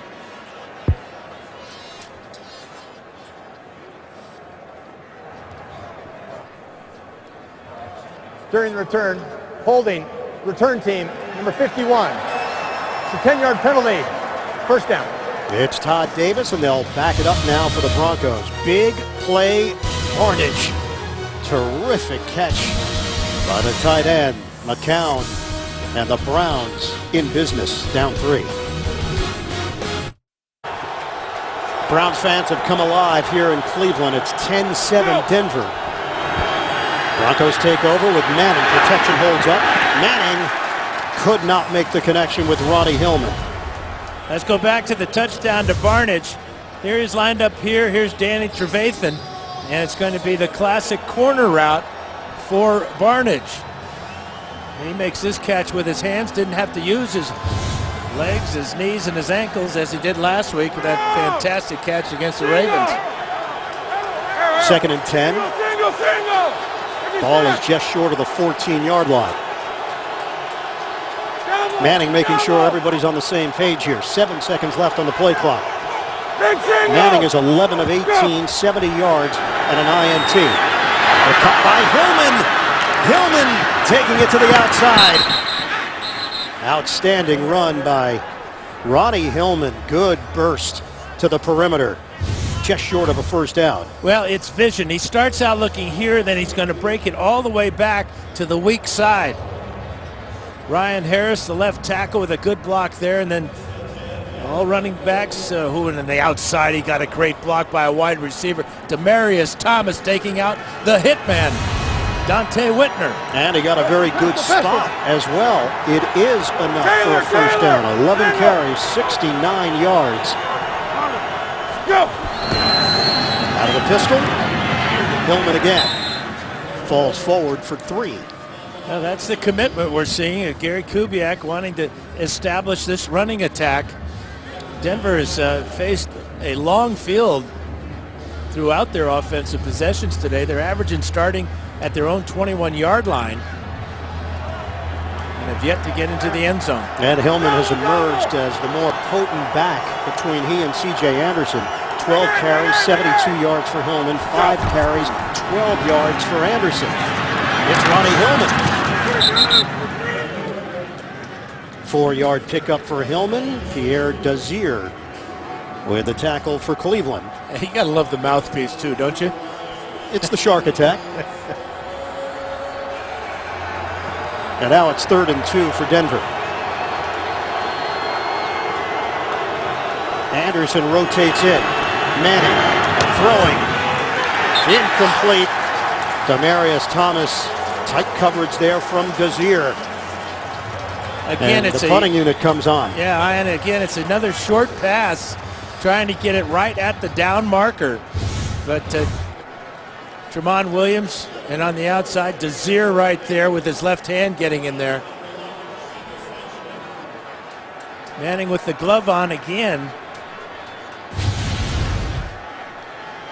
And Britton Colquitt is on the punt it. Travis Benjamin waiting for it at the 24 of Cleveland.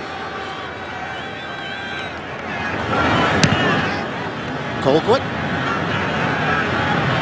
High punt. Benjamin gets blasted and a flag is thrown. Denver never saw the fair catch signal. Yeah, Benny Fowler is going to draw the penalty, and that'll give the Browns great field position to start the second drive of the second half.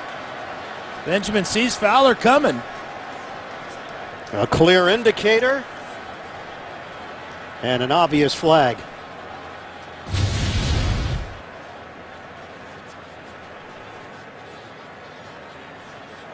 Cleveland would have had it at the 20. After the play was over, personal foul, late hit. Kicking team number 16. That 15-yard penalty will be added at the end of the play. Automatic first down. Line of scrimmage Timeout. will be the 35 now for the Browns, down by 3. And the punt coverage team, the kickoff coverage team, they've had enough. They want out of here. No, that's a penalty. Too many birds on the field. And they were offsides. On that last drive, McCown was 4 of 5, 62 yards. McCown throwing on the slant. He hits Benjamin and picks up 7 yards. All these wide receivers for the Browns are little, quick guys. You know, Travis Benjamin, 5'10", Andrew Hawkins, 5'7", Gabriel's 5'8". So, but they're very quick, tough to get your hands on them when you're playing bump and run, and that's what McCown is taking advantage of right now. Right now, Gary Barnidge is on the sideline for Cleveland. Jim Gray is in. Rob Housley left the game with a hamstring injury. Crowell brought down. Barrett and Marshall collaborating for a loss of 2 on the play. Yeah, this is Barrett's first start in the NFL. He's taking full advantage of his opportunities, replacing DeMarcus Ware. Just continues to make plays for the Broncos. 7 tackles against Oakland last week, 5 of them solo. So Barnidge joins the huddle. 6 targets, 2 catches, 25 yards, and a touchdown. This is a 35 for Cleveland. Dime package here for Denver. Empty set. McCown. It's Barnidge who gets a hand on it, but that's it. T.J. Ward over there. Yeah, T.J. Ward talking to Wade Phillips about number 43, the former Brown. He says he's so versatile. He can play him in any position.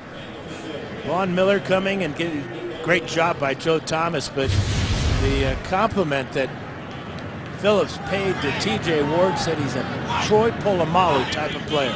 And then T.J. told us he likes to play like his hair's on fire. Polamalu had a lot of it, too. He had more than T.J. On 4th down, Andy Lee. Sanders. Indicated fair catch, got out of the way, and it rolls into the end zone, comes out to the 20. for the Broncos. A 60-yard punt, but a net of 40. Denver on offense when we come back. Hey, here's the mic. 59. Denver takes over a 1st and 10 at its own 20-yard line with 7:49 to play in the third quarter. Broncos leading the Browns 10-7. Manning, take the handoff. Manning, too high on the toss for Thomas. Incomplete.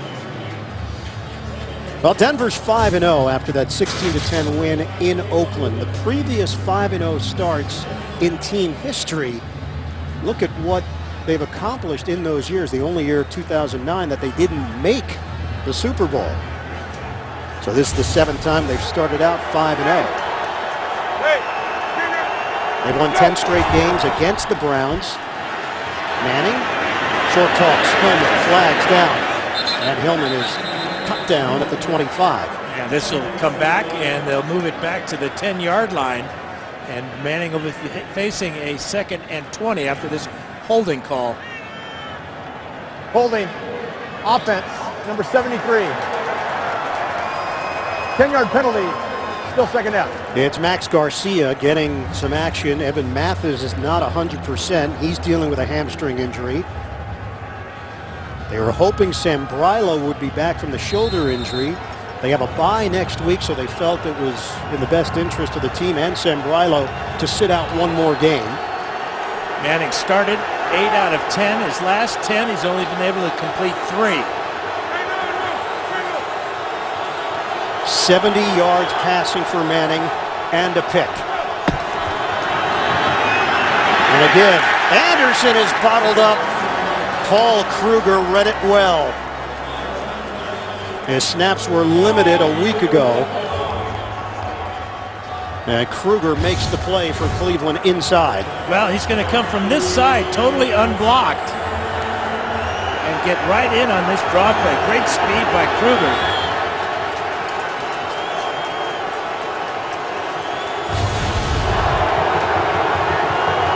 Third and 20.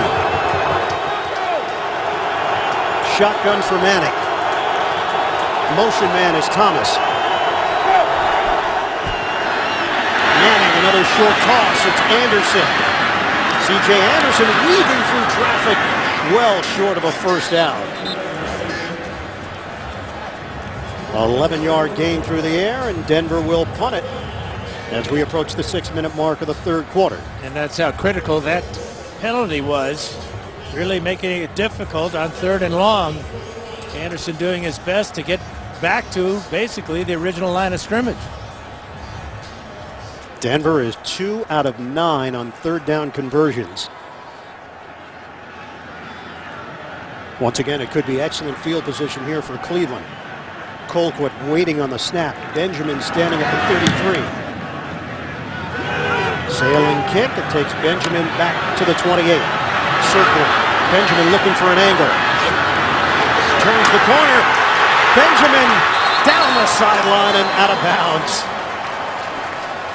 Travis Benjamin, who ran track at Miami, and you see those skills come to light on special teams. Yeah, almost like a 200 runner on the curve. Look as he outruns the Denver coverage here, turns it upfield smartly, and then gets out of bounds before he has to take a hit from Bruton. Tremendous speed to get to the outside, and then the quickness to sharply cut straight down the field. Gary Kubiak is huddled up with his offense. He's letting that offensive line know it too, isn't he? 170 total yards for Denver. Crowell gets the call. Pushed forward for 2.5. Out across midfield. Laurenti McCray, who has stepped in for the injured Shane Ray, makes the stop for Denver.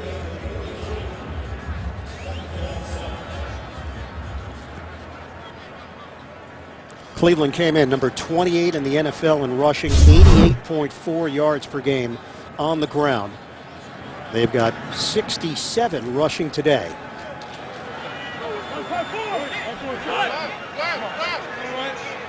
Second and 7 now for Cleveland.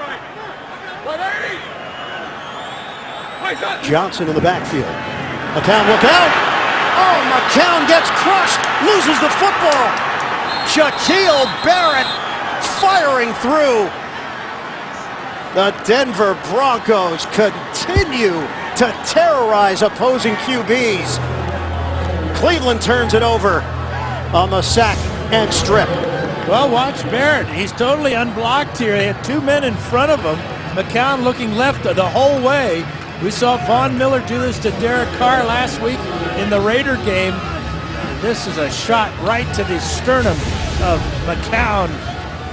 No way he can hang on to the ball after a big hit like that by Barrett. The Mountain West Offensive Player of the Year as a senior at Colorado State. He was a member of the practice squad last year. Von Miller told us he showed up at training camp, Barrett did, and just had a different sense of purpose. He knew he could play at this level and be a factor. Play fake. Manning throwing, finding a soft spot there at the 30-yard line to Demaryius Thomas. He connects for 11. Now the defense carrying this football team as they have all year long has set up the Bronco offense. Great field position, and Manning takes advantage of it with a play-action strike to Thomas. Manning still looking to top 100 yards passing on the day. Line of scrimmage is just short of the 30. Ronnie Hillman in. It's the pistol for Denver. A give to Hillman. Hillman stays on his feet out across the 15-yard line. Paradis and Vasquez creating space and opening up the hole that Hillman shot through. Well, here's Vasquez right here. He's working inside. A good double team. Then he comes off on the linebacker Dansby. And good patience there by Hillman. Hillman wearing that number 23, getting a good imitation of Arian Foster. Go! Hillman again slithers through and stumbles just short of the 10. Jamie Meter in on that stop. 4.5-yard pickup for Ronnie Hillman in his 4th year out of San Diego State. Undersized, but gives you good burst and quickness, and he's not shy going up the gut. And he's 3 yards away from a 100-yard game, so definitely the best rushing attack the Broncos have seen this season. 2nd and 5 for Denver. Under 3 minutes to go in the third. They lead it 10-7. Go! Manning fires, end zone. Incomplete. Tried that timing route with Sanders, and Tramon Williams step for step. Vasquez is down on the play for the Broncos. He's back up on his feet. Tramon Williams, a Pro Bowler when he was with the Green Bay Packers, but look at that. That's one of those dying quails there. Another bird reference for you, if you will, but great coverage by Williams. No shot at all at the touchdown reception. 23 drives since their last offensive touchdown, longest active streak in the league. It's a 3rd and 5 for Denver. Manning tosses to the outside. That C.J. Anderson is short of a first down. Christian Kirksey with the tackle along the perimeter. And here comes the field goal team. So another victory, if you will, for the Browns defense as they keep Manning and company out of the end zone one more time. Brandon McManus, his first miss of the season earlier this afternoon from 51 yards away. This is a short kick for McManus. Made a 29-yarder. This one is from 25 yards away to extend the Denver lead. Brewer, the snapper. Holbrook holds it. And McManus splits the uprights. Denver in front, 13-7. Shaquille Barrett, the stamp on McCown, and it sets up Denver with excellent field position. They have to settle for the field goal. It's 13-7.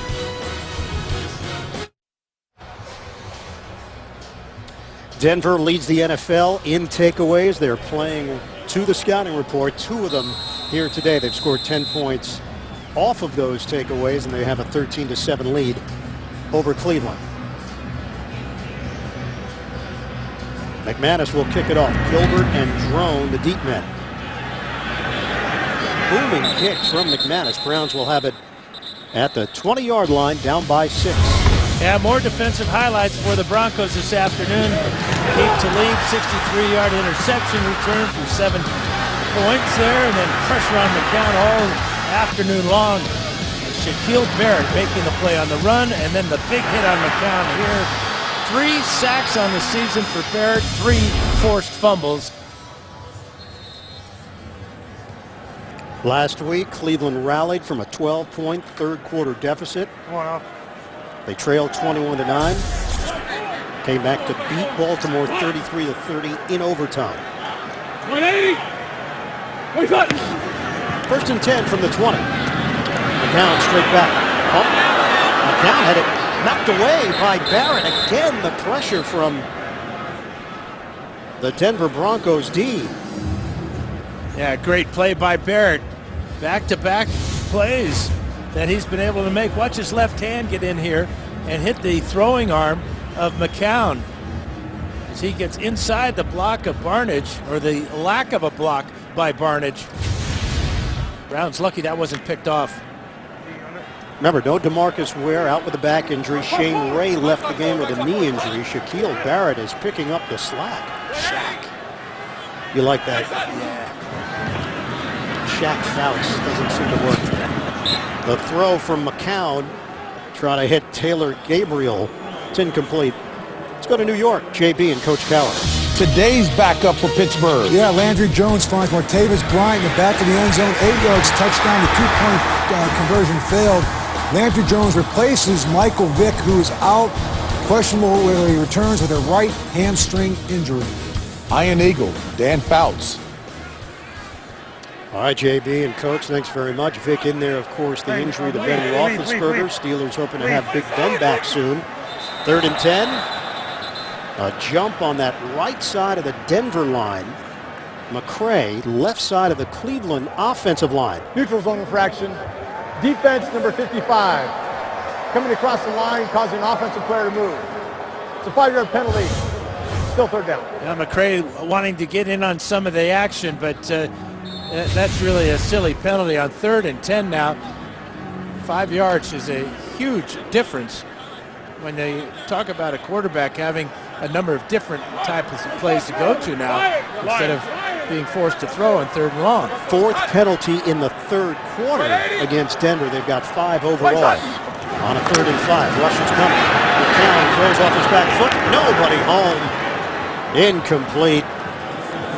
Broncos are pinning their ears back against this Cleveland offensive line. Yeah, Darian Stewart, 26, is going to come a little bit late and totally free. He gets to McCown and puts him on his wallet. Watch the back of McCown's head bounce on the ground here. That is how players get concussions. Totally unable to stop that fall. Andy Lee on to punt it. Waiting for the snap at his own 11. Emmanuel Sanders standing at the 25 of Denver. Good kick. From the 17. Sanders spin move. He's brought down at the 27-yard line by Poyer. 58-yard punt, a 10-yard return. Coming up tomorrow on CBS, the team of geniuses throw a Hail Mary to stop a bomb from landing in the wrong hands. Catch a brilliant new Scorpion. That's tomorrow at 9, 8 Central, only CBS. Corey Nelson is the injured Bronco on special teams. Nelson, a backup linebacker. 7th round draft pick last year out of Oklahoma. He'll get some assistance.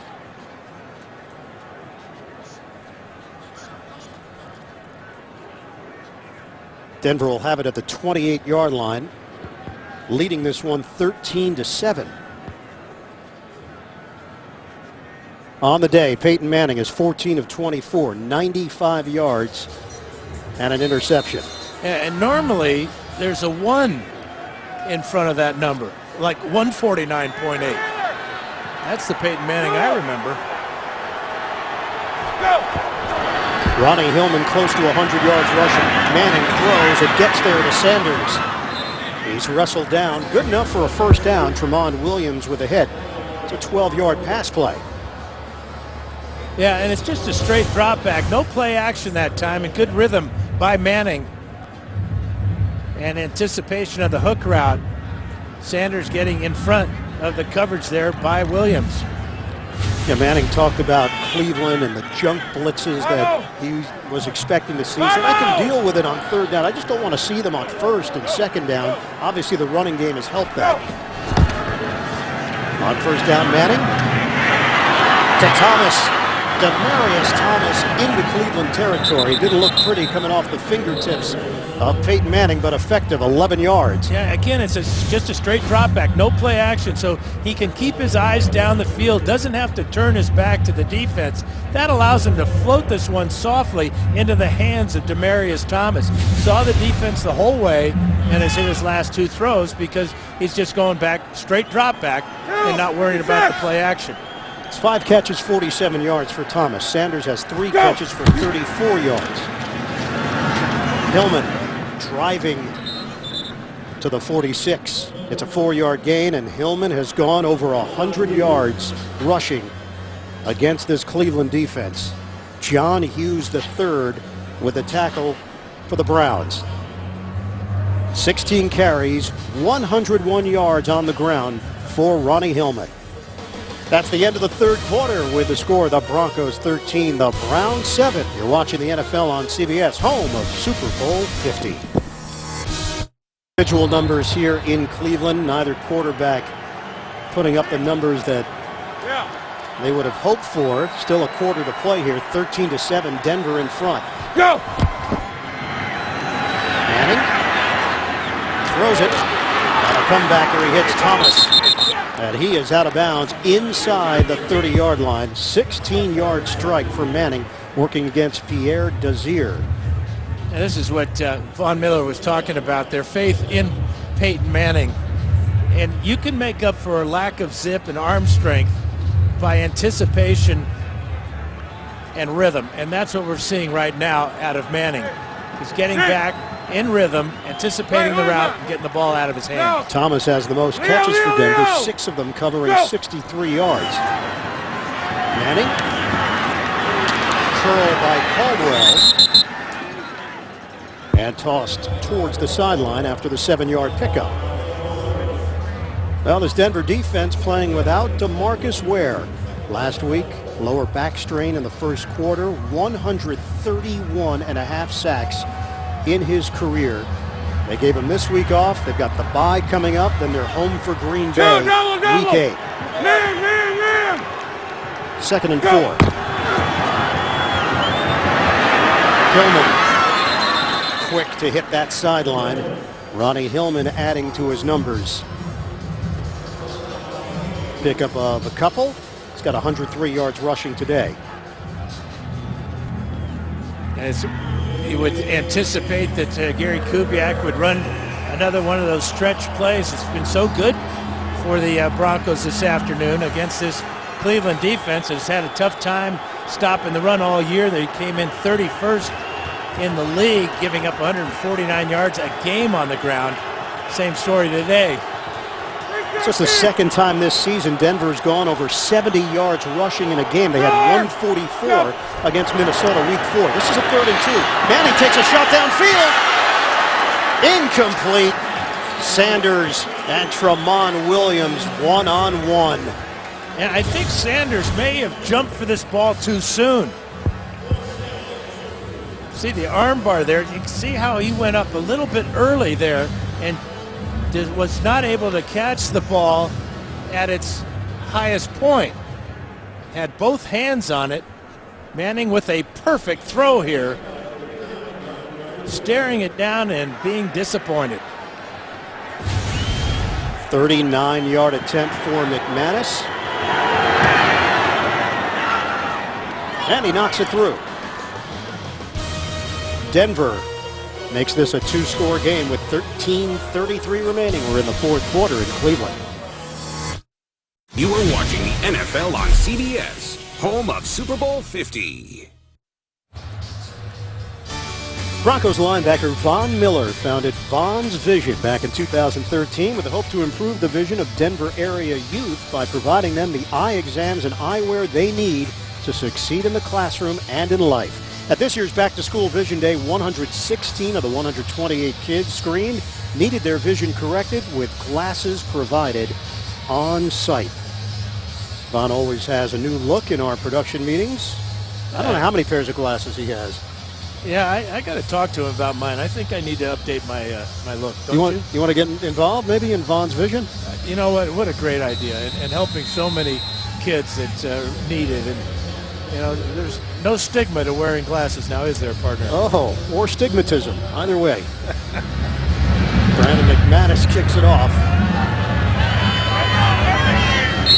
And it's through the back of the end zone. Browns will have it at the 20. Still plenty of time left here. And don't forget, your weekend starts right here. Seahawks and Niners. It's a showdown in the Wild Wild West Thursday Night Football, CBS and NFL Network. Seattle has won 5 of the last 6 meetings against San Francisco, including the playoffs. The two teams have combined to win the last 5 NFC West titles. That is a very entertaining series, isn't it? And they don't like each other either. I don't think any of the teams like each other on Thursday Night Football. Aren't you getting that sense? I love the fact that they're all division games. Brilliant scheduling. First down for Cleveland, now down by 9. Give it to Crowell. It accelerates. Hit by Vance Walker. 3-yard pickup for the second-year running back out of Alabama State, Isaiah Crowell. And the Browns came out to start the second half, went right down the field and got a touchdown. But since then, the last 3 drives, they ran 8 plays for a total time with the ball of 2 minutes and 20 seconds. I'd like to see them get back to Barnage and also maybe Duke Johnson out of the backfield where they can get a mismatch on a linebacker. Down throws to Crowell. And nothing there. Shaquille Barrett all over it. It's a loss of 2 on the play. Last season, Browns running backs had the fewest catches for the fewest yards in the league. This year they came in 10th in the category of catches and 7th in the category of yards. So they've changed things up certainly with John DeFilippo calling the plays, but now facing a 3rd and 9, trying to get this offense jump-started. And Shaq Barrett's making a good argument for getting himself a game ball the way he's playing. Good hard count there. The Broncos offside. Free play. McCown. Oh, it's caught! Benjamin climbs the imaginary ladder against Darian Stewart deep. Well, we saw the mistimed jump by Emmanuel Sanders. This time, Benjamin times his jump perfectly. McCown, knowing he's got offside. A free play because of the offside. 97. That penalty's declined. Result of the play is a first down. A 47-yard play for the Browns. McCown with a good hard count there. Gets Malik Jackson into the neutral zone. Now he's going to take advantage of it. But look at the timing on the jump here. Perfect as Stewart thinks he's got a good shot at it. Falls to the ground, and the Browns are in business. Aaron Rodgers has cashed in on a number of those this season. Josh McCown throwing the deep ball to Benjamin, sets up Johnson on a run for 2 yards. Brought down by the veteran Vance Walker. And you know what happens on that situation is the defensive line who's rushing the passer, they stop. They know they're offsides. Instead of going after the quarterback, they're very passive in their pass rush, and that allowed McCown to get it deep down the field. 2nd and 8 now inside the 30. Empty backfield here for the Browns. McCown out of the pocket. On the move. McCown will run. McCown has got a first down. Angles out of bounds across the 20-yard line. That's an 11-yard run for Josh McCown, the veteran presence, making the right decision. Well, and the decision by the defensive backs were to stay with your man because there was man-to-man coverage and nobody accounting for McCown on the outside. Under 11 minutes to play. In the backfield, Johnson the run, and Johnson is hit for no gain. I would run away from Shaquille Barrett right now. He's making every play on that side of the line of scrimmage. And Johnson that time had no shot at any type of yardage.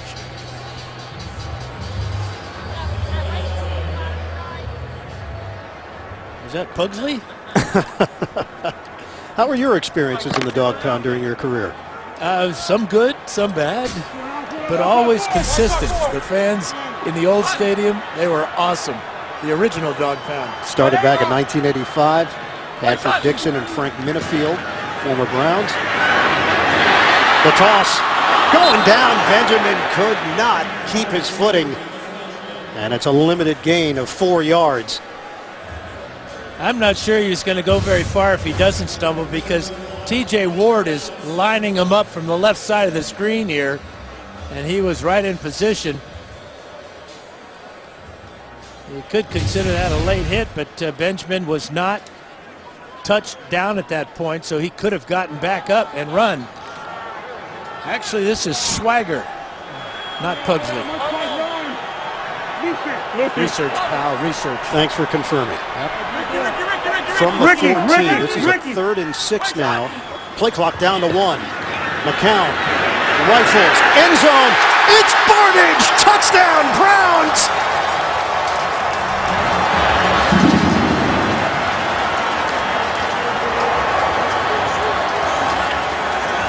The second time those two have connected. The dog pound is alive. Now Bruton is in coverage, or is he? It's a zone coverage there. Ward passes him off. Bruton is nowhere to be found on the inside. McCown reads it perfectly, and Barnage has his second touchdown catch of the second half. Barnage said they have total confidence in Josh McCown, his fire, his leadership. He knew it back in the Carolina days. Both are getting opportunities, and both are making the most of them. Coons on for the point after. It's 16-14 with 9:16 to play. 8 plays, 80 yards. Big play, Barnage. 6'6", 250 pounds. McCown with a strike to the end zone. Here in Cleveland, once again, it's that McCown to Barnage connection. All of his damage has been done in the second half. Cleveland within 2 against Denver with 9:16 to play, and now Coons will kick it off to Omar Bolden, the deep man for Denver. Bolden moves forward, mishandles it, scoops it up, timing thrown off, and he is dumped at the 15-yard line. That's where Denver will start the drive. As we go back to the touchdown to Barnage, here he is lined up right here. Here's Ward, here's Bruton, and watch the mix-up in the secondary as he comes right down the middle of the field. Bruton thinks he's got help outside. Ward thinks he has help inside. 3 catches in the second half for Barnage, 2 for scores. Denver had allowed just 1 touchdown through the air this season until today. 2 of them for Cleveland. And it's 16-14, Denver. Pistol for Manning. Fake the handoff. Manning steps up. Manning throws to a spot, and it's on time to Thomas. That'll quiet the crowd. 20-yard pass play, Manning to Demaryius Thomas.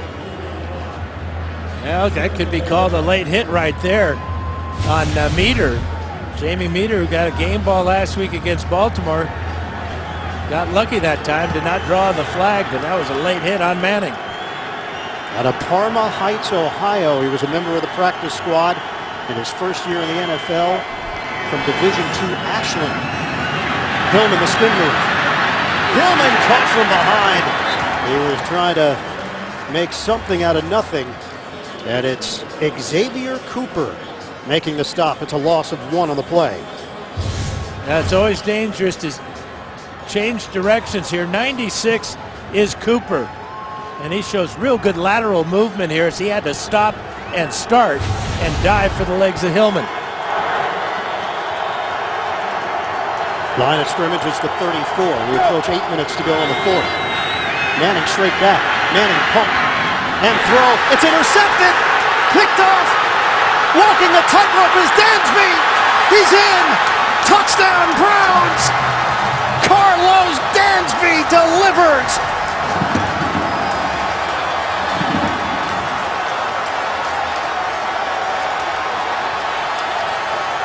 Now the pressure is going to force Manning up into the pocket and throw off balance.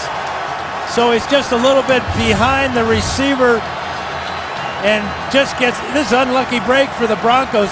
Ball goes right through the hands of Hillman, and Carlos Dansby now has done this, a pick six 5 times in his 12-year career. Ball should have been caught by Hillman. As it is, Dansby has his second pick of the afternoon.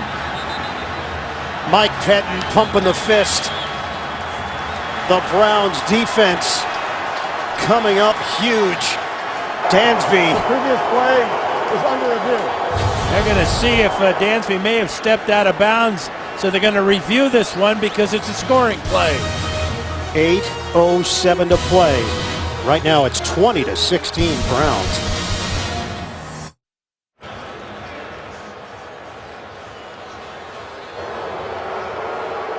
The ruling on the field is confirmed. It is a touchdown. Greg Rolstad took a look under the hood, and this was what they were looking at. Do you see green there? Yes, you do. On the 4-yard line, Dansby clearly in bounds. More green there. Touchdown as the Browns give the Broncos a little bit of their own medicine, and the Browns wisely with this 4-point lead will try to push this to a 6-point lead with a 2-point conversion. 35-yard return. His third career game with 2 picks. Manning now has 9 interceptions on the season. Johnson in the backfield. McCown slings it. It's broken up. Travis Benjamin defended by Roby, and a flag is down.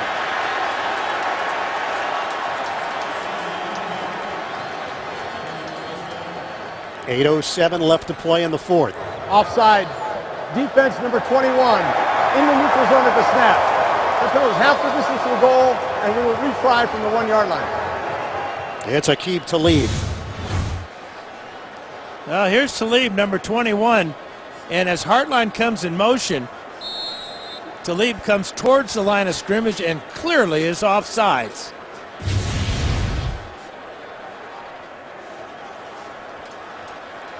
So 20-16. Cleveland electing to go for 2. They get the benefit of the penalty, and the ball is at the 1.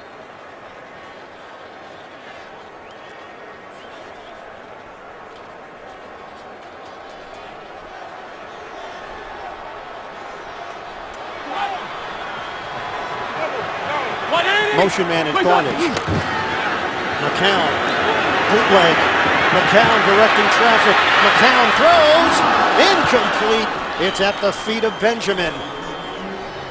T.J. Ward, the pressure on McCown.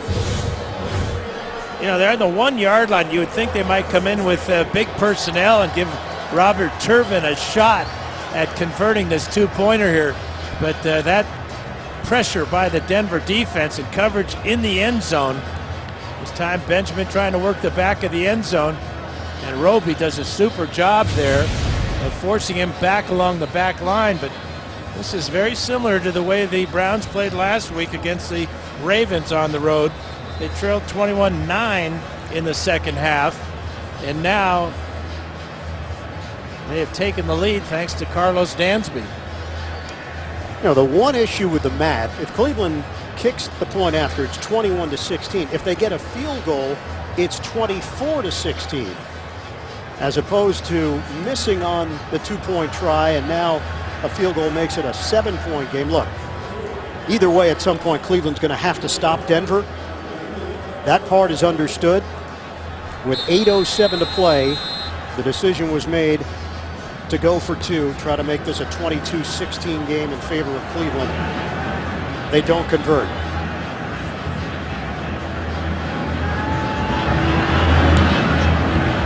Coons kicks it off. Holden return man, 2 yards deep in the end zone. He takes it out for Denver. Holden is spun down short of the 25-yard line by Campbell on special teams. Well, the pick sixes are piling up for Peyton Manning. Week 1, Baltimore. Jimmy Smith, 24-yard return for a touchdown. Week 2, at Kansas City. The rookie Marcus Peters, 55 yards for the touchdown. And today it's Dansby off the deflection. It glanced off of Hillman. Dansby takes it all the way for the score.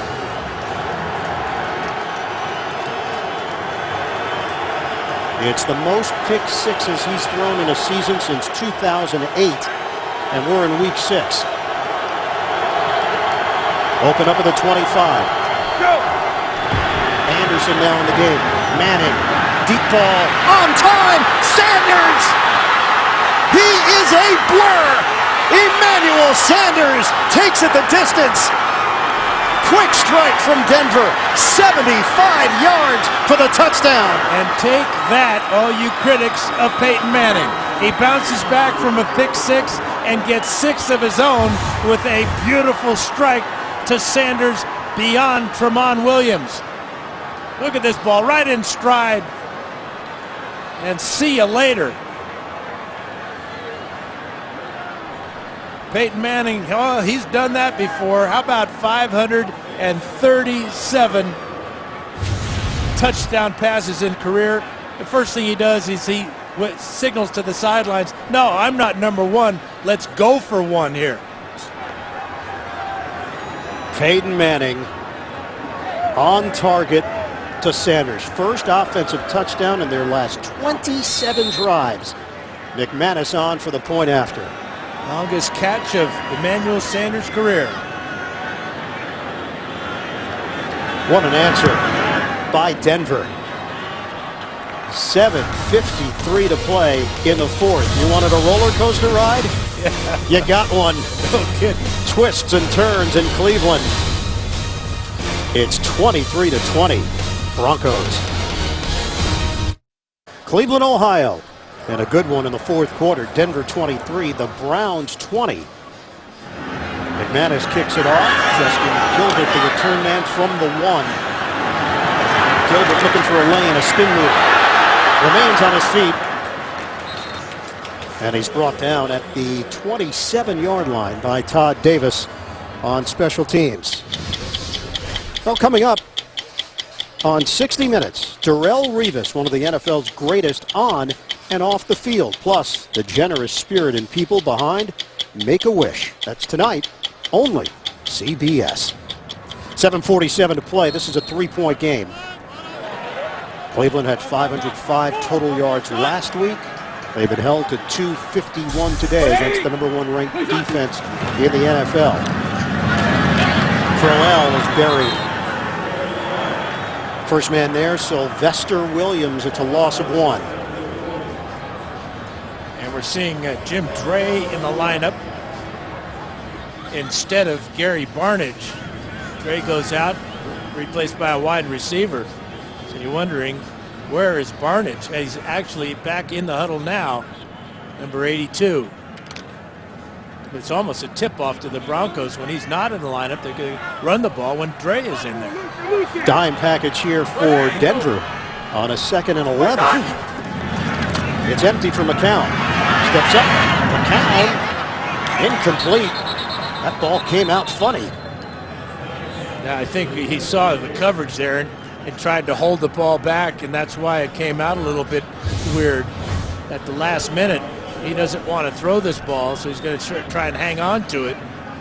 Yeah, see how he grips his fingers there. Did not want to force it there. Risk the interception. You know, Peyton Manning and Eli Manning through the years, the way the family, the first family of football, their dad played in the NFL. Josh McCown's brother, Luke, is a quarterback, veteran quarterback with New Orleans. Penalty against Cleveland. False start. Offense. Number 73. 5-yard penalty. Remains third down. And a very proud family. Their older brother Randy was a terrific college quarterback at Texas A&M. He called one of his games, in fact. Randy is in Texas. He's taken over the family pallet business, M&H Crates, business that his family started many years ago. The whole family worked there as kids, taught Josh all about work ethic. 3rd and 16, stepping up. Short of the first down. He makes the connection with Benjamin, but it's 4th down for Cleveland, and we are under 7 minutes to play now in the 4th quarter. Pretty good pocket awareness for McCown as he steps into the void and then finds the receiver down the field, but the penalty by Schwartz pushes them back to where it makes a 3rd and real long, and guess what? They come up 5 yards short of a first down. So Emmanuel Sanders, the return man, waiting for the Andy Lee punt. Sanders sets up shop at the 19. Line drive. Sanders moves forward. From the 22, Sanders spun down from behind at the 30-yard line. A 46-yard punt, an 8-yard return. Don Jones on special teams makes the play, and an injured Bronco. It's Corey Nelson. Another linebacker. Training staff is out there to check on Nelson, who was banged up earlier. They've already lost Shane Ray, and they were down DeMarcus Ware. Again, how many times are we going to see this? Guys doing their job blocking, and then they get rolled up on the back of their legs, suffering either an ankle injury or, worse, a knee injury. So the same thing happened to Shane Ray in the first half. Laurenti McCray has seen extended playing time after the Ray injury. Nelson, a special teamer for Denver. He does have a sack this season. Denver #1 in the NFL in sacks. They're right on pace to challenge Chicago's NFL record of 72 set back in 1984.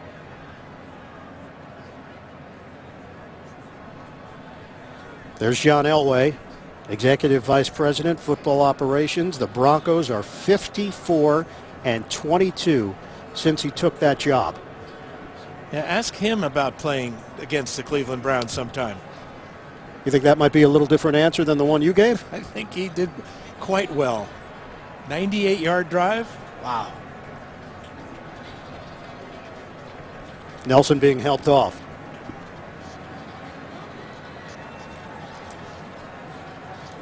We have 6:13 to play in the 4th. Denver holding on to a 23-20 lead against the Cleveland Browns.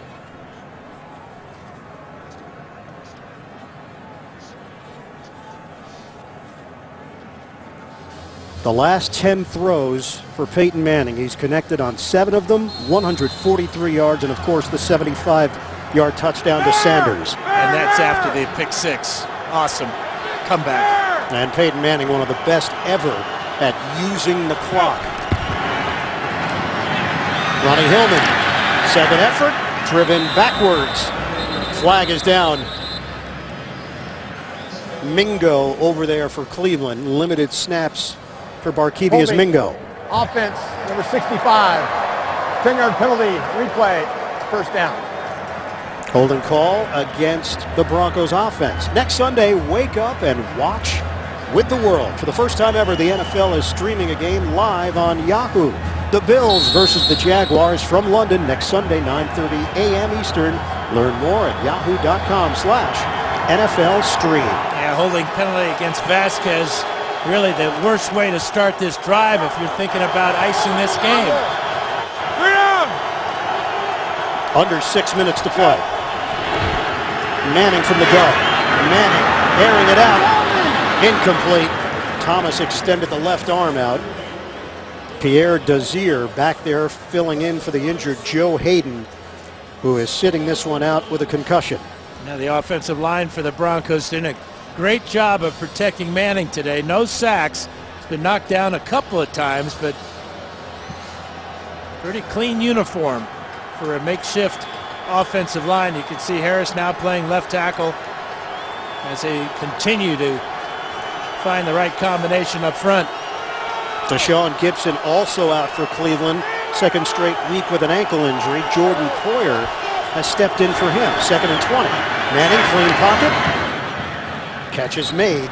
Owen Daniels' first grab of the day. It's 5 yards, and it's ruled incomplete.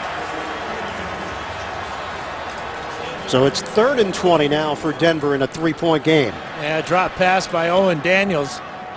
As it goes to the ground, the ball clearly is going to hit the ground.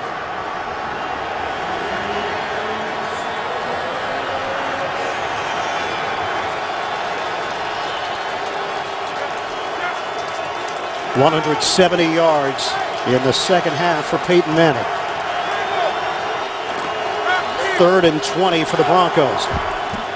They'll go conservative. And C.J. Anderson is banged down at the 25. Mingo among those there for Cleveland. Jordan Poyer, second man through, and it's 4th down for Denver. Well, conservative call, but when you consider the defense that the Broncos have, a smart call. We'll tick down to the 5-minute mark of the 4th. Cleveland has all 3 timeouts remaining. They trail the Broncos 23-20.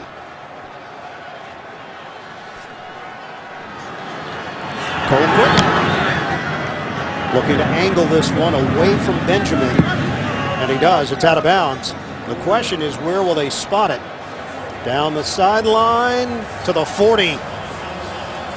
That's where Cleveland will take over in a 3-point game, a 35-yard punt. So it's Josh McCown and the Browns offense with this situation facing them. 23-20 Denver, 4:51 left on the clock. And we really don't know that much about Travis Kuhn's distance. Field goal kicker has 4 field goals last week against Baltimore, the longest just being 43 yards. Pump fake and a run. Johnson spilled out. Looked like Johnson was going to be able to break it for more yards. He'll have to settle for 6 as Talib comes over defensively for Denver. Yeah, but it's a positive gain on 1st down, now out to the 46-yard line. So that type of run will set up a play-action pass for McCown, but at some point you're going to have to find this guy again, Gary Barnidge. On a pitch, Johnson slicing across midfield. He got enough for a 1st down. Good block from Malcolm Johnson, the fullback, and a new set of downs for Cleveland to work with. Johnson comes up a little bit gimpy with the shoulder. There's a great effort, though, to break this tackle. You can see Barrett trying to rip the ball out of his hand. Watch the left hand of Barrett. Good job by Johnson covering up with 2 hands. So Johnson heads to the sideline. They'll take a look at him. And Robert Turbin will get the opportunity in the running game for Cleveland. Remember, they did go for 2. This would have been a 2-point game. They'd be looking for the lead instead of the tie with a field goal. McCown out of the pocket. McCown throws it away. Flag is down. It's thrown at the 39. Derek Wolfe with a late hit is going to give the Browns 15 yards in field goal range. The 15-yard penalty, an automatic 1st down. There's a couple of things there. He also led with his crown of his helmet right to the helmet of McCown. Manning on the sideline saw it all. Can't believe that type of mental error by Derek Wolfe. And look, obviously, if you're Mike Pettin and company, you're not even thinking about the field goal. You're thinking about scoring the touchdown and taking the lead here in the 4th quarter. 3:27 to play. Plenty of time for the Browns to work with here. Quick hitter, Benjamin. Travis Benjamin brought down at the 25. That one covers 9 yards. Yeah, if you don't reroute these quick little receivers of the Browns, They're going to beat you all day long. Look at his eyes. He stares down the coverage there of Chris Harris, knowing that he's got a slant route coming. Harris playing off. Easy target and completion for McCown and Benjamin. 8 catches, 103 yards for Benjamin. Barnage back on the field on a 2nd and 1. Turbin, single setback. They give it to him. Turbin's got the first down. Clock is rolling. 2:42 and counting left in the 4th quarter. Denver 23, Cleveland 20. Browns are on the move here with a 1st and 10 at the Broncos 22.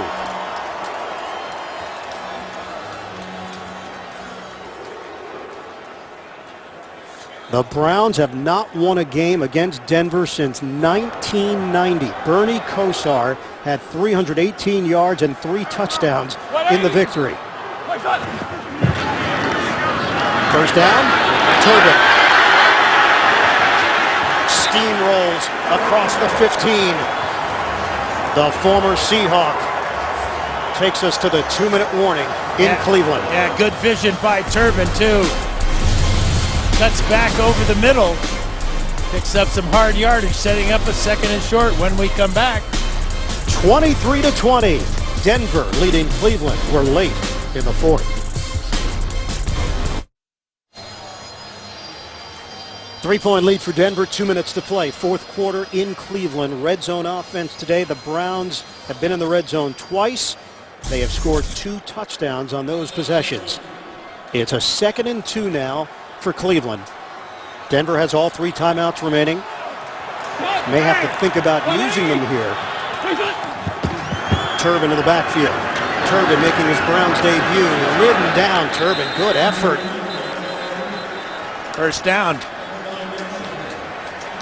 Robert Turbin bouncing off of T.J. Ward and turning it into a new set of downs. We're down to 1:51 to play. Now the thing that Turbin did is that after he made contact, he kept his feet moving and fell sideways, and that was enough to pick up the first down. Isaiah Crowell will check in, replacing Turbin. Barnage has 2 touchdown grabs here today. It's currently on the sideline for Cleveland. Timeout has been called by Denver, so they'll put 2 seconds on the clock. 1:53 left.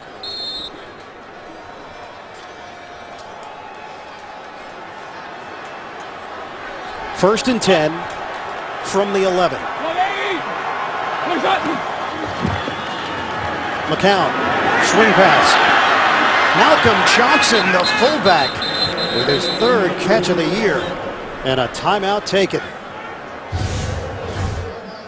Well, the Broncos were ready for this swing pass. When Johnson makes the catch, there are 3 Broncos staring at him. T.J. Ward coming up. He saw it immediately. And he gets help there from Brandon Marshall. Stay tuned. NFL Today update presented by FanDuel. Time permitting, JB, Tony, Bart, Boomer, Coach Cower. Latest NFL scores and highlights. Denver is down to 1 timeout. We have 1:47 to play. It's a 2nd and 10. John DeFilippo looking for the right play here for the Browns. Gary Kubiak's team undefeated, 5-0.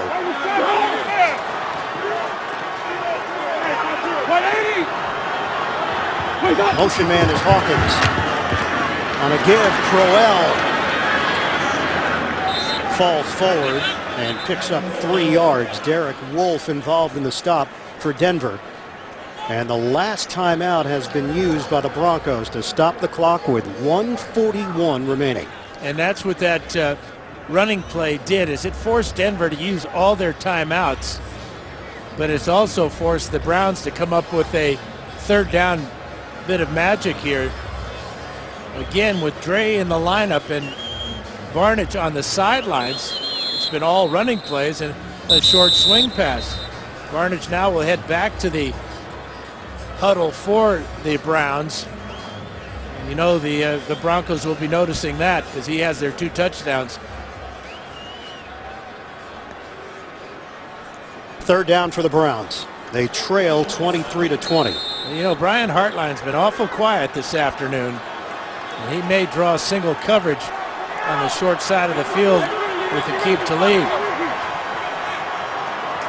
They spread it on a 3rd and 7 shotgun. McCown in trouble. McCown trying to stay on his feet. Tosses towards the end zone. Incomplete. The pressure from Denver too much.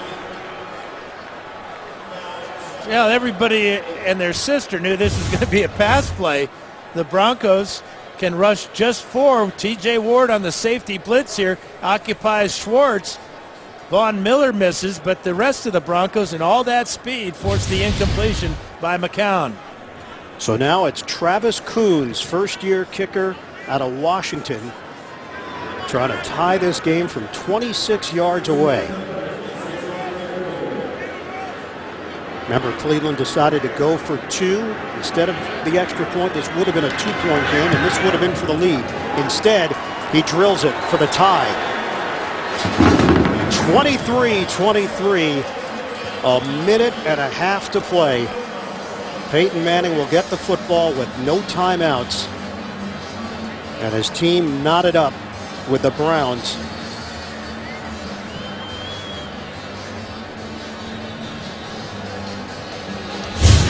Cleveland Browns are looking for a breakthrough win against the Denver Broncos. McCown to Barnage. Manning has it picked off by Dansby off the deflection. It came off of Hillman. Dansby goes the distance. This crowd was energized, but then they were silenced. Manning to Sanders, 75 yards down the sideline. Denver jumps back in front. Cleveland gets the field goal. We are tied at 23. Browns have outscored the Broncos 16-10 in the 4th quarter. 90 seconds left on the clock.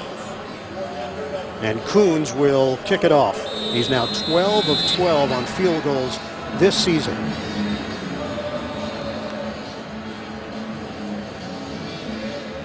Omar Bolden is the return man for Denver, standing 8 yards deep in the end zone. The kick from Coons. Bolden from the 2. Hit hard as he crossed the 20-yard line by Campbell on special teams. 125 left to work with for Peyton Manning and the Broncos offense. Well, and we're going to see the Peyton Manning offense now. This is where he has just been as good as anybody that ever played the position. It's taking his team down the field with little or no time to work with. No timeouts for Manning and the Broncos. And they have a tremendous kicker in Brandon McManus. Shotgun formation for Manning. Manning steps up. Manning throws. Open man Thomas, and he drops the football. That is a gimme for Demaryius Thomas. It's been that kind of season for Manning and the Bronco offense, though. This ball will be caught at about the 40-yard line. Demaryius Thomas looking for running room. Look at his eyes going down the field, not looking at the pigskin. Unless the birds distracted him. I don't know what the excuse is. That's a ball that Thomas catches in his sleep.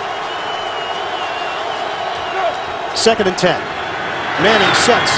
He fires. It's offline. Thomas matched up with Desir.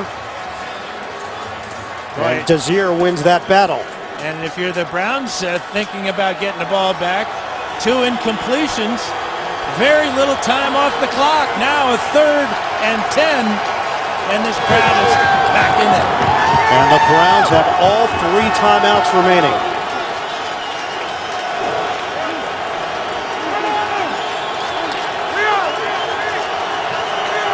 Third and 10 for Denver.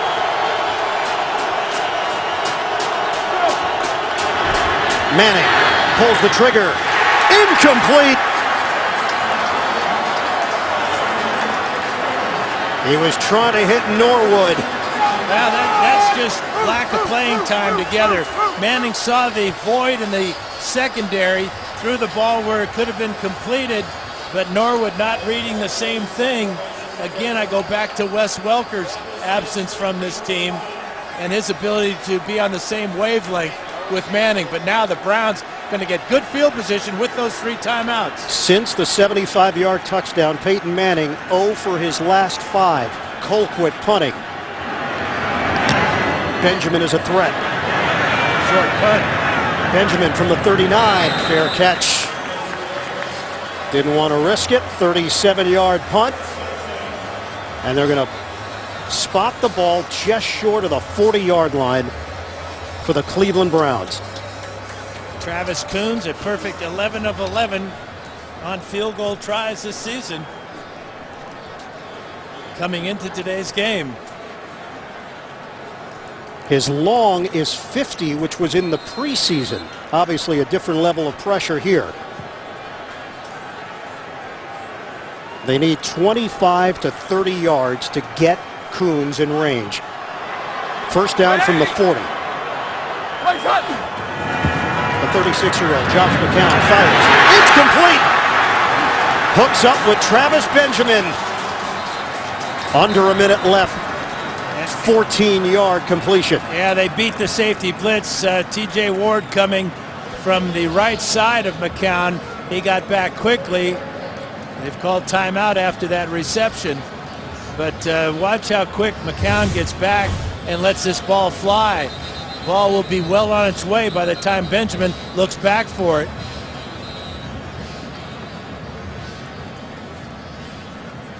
Denver defense trying to block the ball at the line of scrimmage, but Benjamin gets it in front of Roby.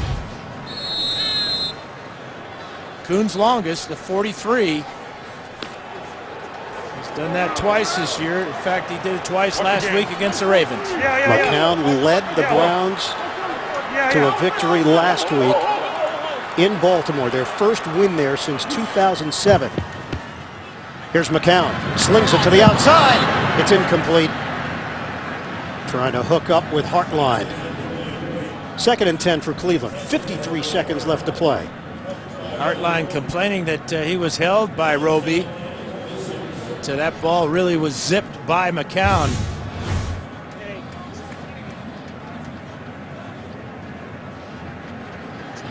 That is really good coverage by Bradley Roby on Brian Hartline. 2nd and 10 now. In a tie ball game. McCown stepping up. McCown under pressure. McCown heaves it downfield. It's intercepted. David Bruton. McCown forced it under heavy heat. And Denver has got possession with 44 seconds left. I'm thinking McCown's trying to get this ball out of bounds, but as he bounces around in the pocket here, Denver bringing the pressure, a 6-man pass rush. Right there, he's being grabbed and pushed. Cannot get enough on this ball to get it out of bounds, and there is Bruton for the pick. His 2nd interception of the season. McCown with a mistake as he took a shot from Trevathan. Unable to follow through because of the hit by Trevathan. 44 seconds left on the clock. Denver needs about 30 yards for McManus. Go. No timeouts remaining. Manning throws. It's on line to Thomas. He couldn't get out of bounds, but picks up 13 yards. Broncos are moving quickly. We're down to 32 seconds left. And Peyton will spike this to stop the clock. Regroup. There's the spike. Clock stops with 27 seconds remaining. And Brandon McManus has a big leg. He has 4 field goals this season of over 50 yards. His longest 57, and not all those were kicked in the thin air of the Mile High city of Denver. This is Denver's 4th road game of the season. 18 yards would give him a 57-yard attempt to match his career high. 27 seconds left. Manning steps up. Manning throws. Sideline. Incomplete. He bounced it in the direction of Sanders with Tramon Williams back there. 21 seconds remaining on the clock. Yeah, trying to throw a back shoulder to Sanders turned out to be a back ankle as the ball came in just a little bit low. Sanders unable to adjust to it, or that would have put McManus in field goal range. It is 3rd and 10 for the Broncos.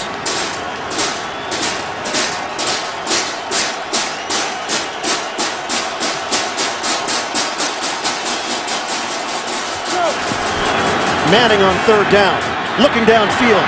Manning hooks a pass. Oh, what a grab! Emmanuel Sanders! Time is trickling away. 8 seconds left, 7 seconds left. Sanders is in the end zone. He thinks he scored a touchdown. We're down to 2 seconds, 1 second, his time has expired. Sanders kept running with the football.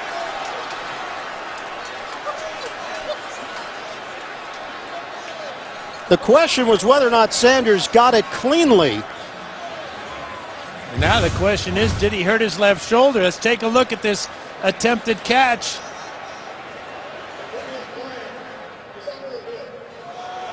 Well, that ball moved a lot when it hit the ground. But was he touched by Tramon Williams? I don't see a touch there. Not sure, though, that this was a catch.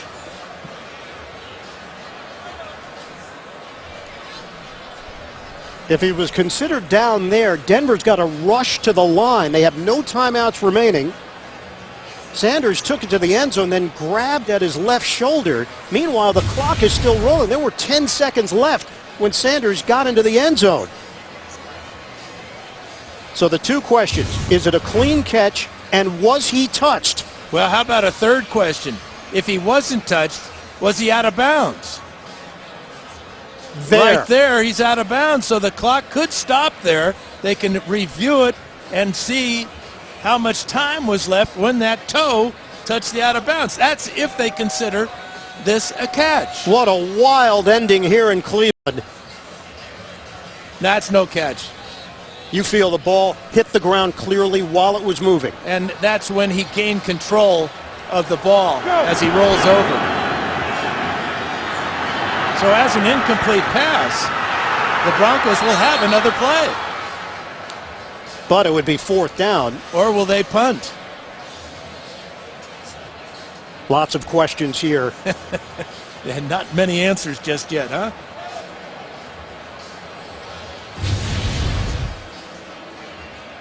Mike Carey, our NFL rules expert, watching back in New York. Mike, what'd you see on the play?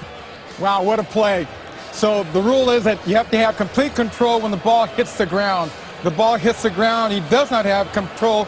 When he comes over, the ball is loose, rolling on his chest. Incomplete pass is what I would rule. There's 14 seconds on the clock. They get another shot on 4th down. All right, let's hear from Craig Rolstad. After review, the ruling on the field has changed. Is an incomplete pass. Therefore, it is 4th down and 10 for Denver on the 43-yard line. Timer, please put 15 seconds on the game clock. Okay, so that's where we stand. 4th and 10, 15 seconds left. Mike, thanks for the explanation there, and that's exactly what Dan saw on the play, the movement of the football as Sanders was trying to gain control of it. Now for Kubiak, do you go ahead and punt this ball, having watched the highlights of the Michigan State game yesterday, or do you just take a knee, actually sending out the punting team? Well, they got to. I mean, Cleveland's got 2 timeouts left. Yep. So the Broncos have to punt here. The incomplete call has forced the Broncos into this scenario. It could have gone a different way. If they ruled that a catch and Sanders' foot was out of bounds, they would have been in field goal range with a chance to win it.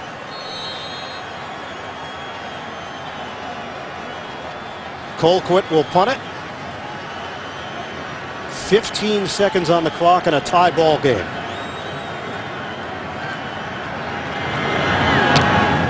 Nobody's back there. Colquitt trying to place it. This ball will roll into the end zone. With 8 seconds remaining, Cleveland will have it at the 20-yard line.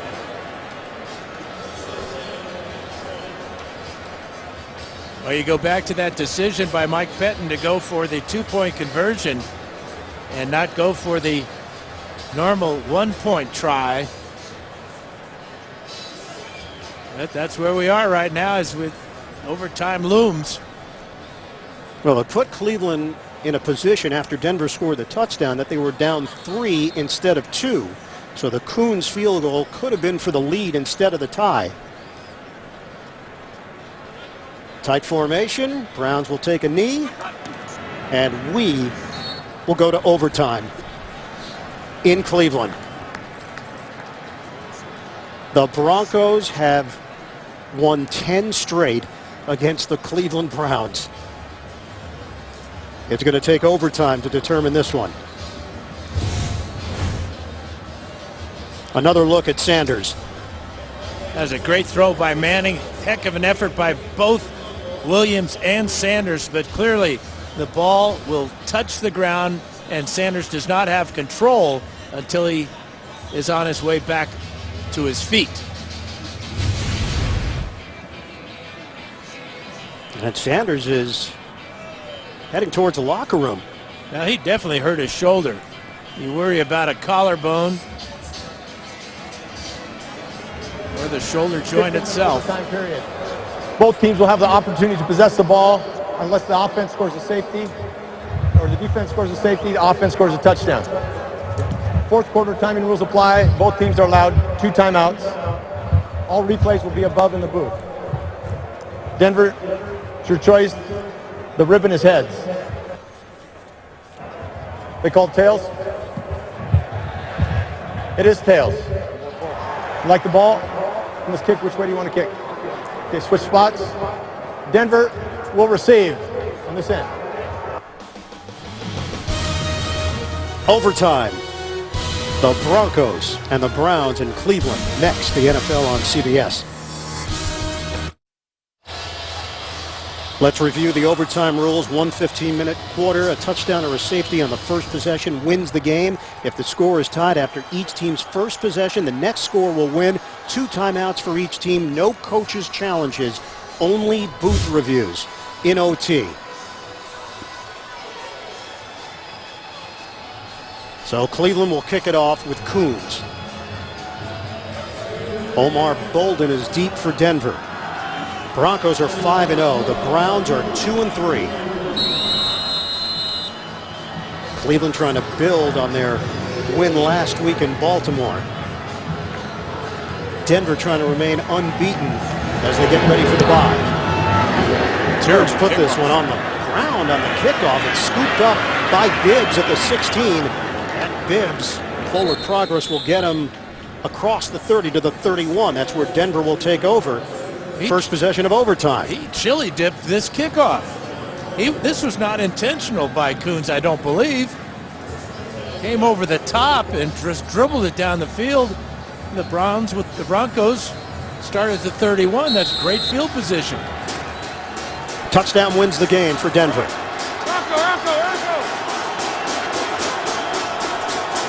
Emmanuel Sanders is in there, and he's operating out of the slot. Manning looking downfield. Deep ball. And no Bronco even close. Sanders can't run. He's holding his left arm. That ball was intended for Sanders. He just had no shot at getting there because of the problem he's having with that left shoulder. The Pro Bowler Emmanuel Sanders goes directly to the Denver bench. 2nd and 10 now for the Broncos. Hillman in the backfield. Manning will swing it to Hillman, trying to lead him. Hillman's got speed, but he could not completely turn the corner, and that's because the Browns were ready for him with Dansby. Well, here's Sanders. Look at that left side of his arm there, just dangling. Can't even get up to full speed. 3rd and 7. Manning steps up. A dart downfield. It's dropped! Demaryius Thomas! We got a flag down.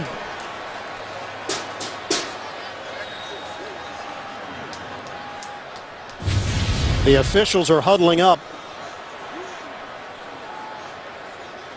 Thomas dropped what should have been a clear catch late in the 4th quarter. In overtime, a catchable ball. Did Cleveland call timeout? might be the question mark here.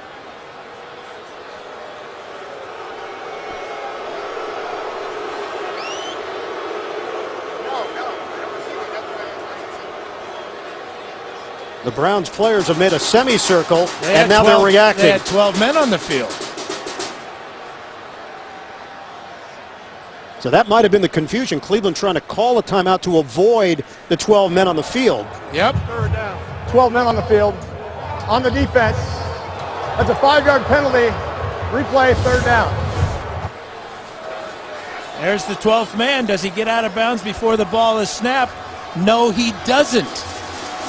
So the officials right on the spot conferred, and it's a huge penalty because that would have brought up a 4th down. Instead, it's 3rd and 2. Going against Jim O'Neill's defense in his 2nd year as the coordinator here in Cleveland. 3rd and 2 for the Broncos. Shotgun for Manning. Lofts one. Kicked off. Barkevius Mingo. And the Browns have it in Denver territory. A soft toss for Manning, and it was easy pickings for Mingo. He's 6'4", and that's his first NFL interception. The former #1 pick in 13. Manning trying to get it over his head, drop it in the bucket to Demaryius Thomas.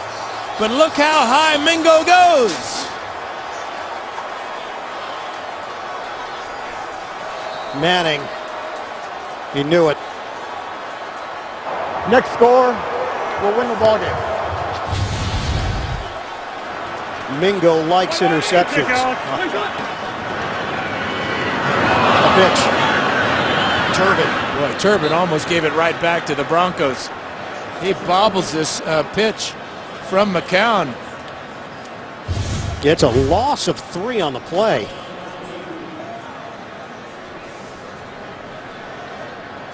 Clear bobble by Turbin at that point. He's just hoping to hang on. He was fortunate to lose only 3. Coons is getting ready.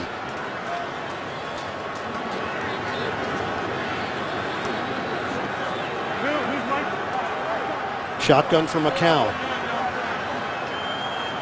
Tied at 23 in overtime. McCown devoured. Back in Cleveland territory. Malik Jackson. Absolutely the worst thing that McCown could do is take a sack. They were in iffy field goal range for Coons anyway. Now they're definitely out of field goal range. Malik Jackson with a huge play. He's had a couple of negative plays today, but that's his 3rd and a half sack of the season. And a real mental error by Josh McCown.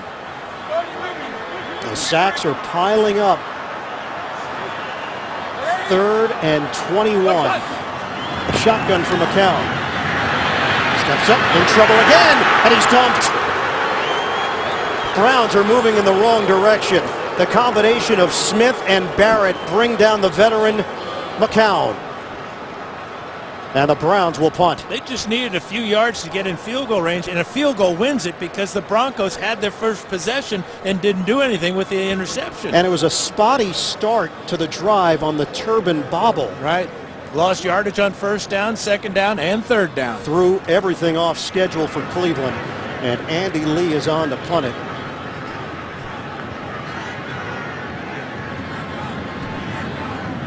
Back there deep, Sanders not available. It's Jordan Norwood, the former Brown.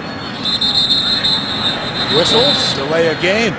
More backwards movement for the Browns. Delay a game. Offense. 5-yard penalty. 4th down.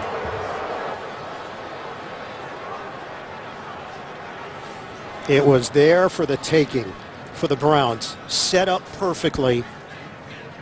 On the Peyton Manning interception, Browns take over in Denver territory and could not get the necessary yardage to send their kicker Coons onto the field.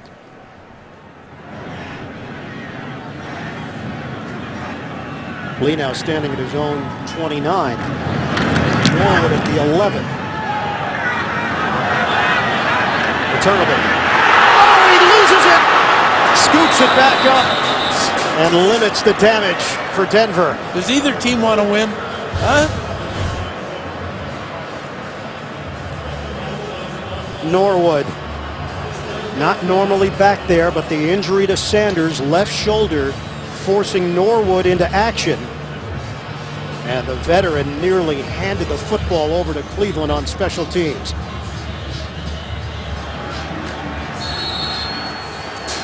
So Denver's got it with a 1st and 10 at its own 12-yard line. The next score wins the game. Sudden death in Cleveland. C.J. Anderson bowls his way across the 15. It's a 4-yard pickup for Denver. And what you got to remember here now is there's no urgency on the part of the Broncos. A lot of time left in overtime, coming out of their own end of the field where they're deep to start this drive. Smart play on 1st down to give the ball to Anderson, see what he can get. No Emmanuel Sanders. A left shoulder injury for Sanders at the end of regulation. One of the biggest weapons on this Denver offense. Anderson ridden down. Desmond Bryant fully prepared. It's a 1-yard pickup, and it's 3rd and 5. And 3rd downs, again, have not been kind to the Broncos this afternoon. 2 conversions out of 15 tries. On 3rd down, Manning steps up, floats one. It's complete. Owen Daniels. Daniels, who goes way back with Gary Kubiak, the Houston days, Baltimore last year, and Manning put it exactly where it had to be. 18 yards and a new set of downs for the Broncos. Well, you're not going to be able to cover Owen Daniels with the linebacker. Dansby, who has 2 picks today, couldn't stay with Daniels on the crossing route. And it's the first catch of the day for Daniels. Football is at the 36 of Denver. 10:22 to play in overtime. Manning underneath. Thomas hauls it in, and he's brought down immediately at the 41.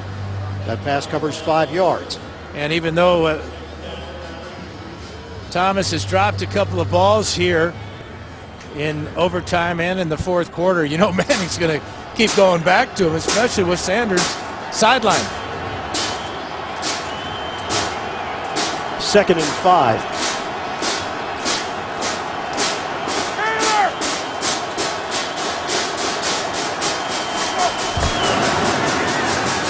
Manning steps up. Manning lets it fly. It's caught by Thomas. 1st down, Broncos into Cleveland territory, and now they're getting in closer to McManus range. Yeah, and really, who would you rather have in this situation than Manning?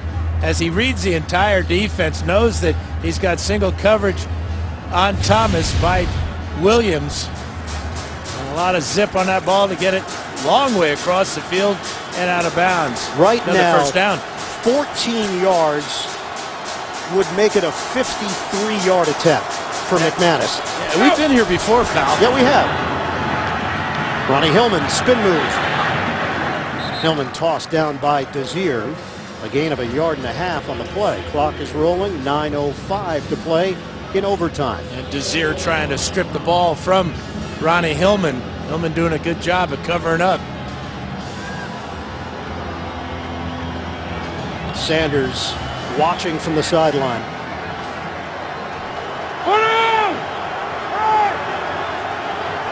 Second and 9 for Denver. Hillman remains in there. He has 103 yards on the ground and 3 catches. Hillman again, cutting to the outside. Nice cheap move by Hillman. And he's tossed out of bounds after the gain of 7. Desir makes the play defensively. I really think that Ronnie Hillman's style of running and skill set fits this style of rushing attack. He's got good patience, and then the burst to get to the outside as he did that time, setting up a 3rd down and real short. Timeout called. Denver uses the timeout. The Broncos have 1 remaining. We have 8:17 to play in OT. Line of scrimmage is the 41. Denver facing a 3rd and 2 as Manning will huddle up with his head coach, Gary Kubiak. Coming up next, game 2 of our doubleheader. The Chargers taking on the undefeated Packers, or the Ravens square off with the 49ers. Check your local listings. Both games are underway, no score. And I would almost bet you that a play-action pass here would be great, but also giving it to C.J. Anderson, because they're right on the edge of the range for Brandon McManus here.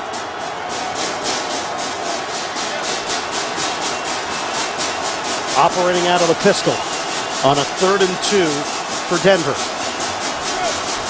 Trying to get McManus into range. It's a give. C.J. Anderson a first down.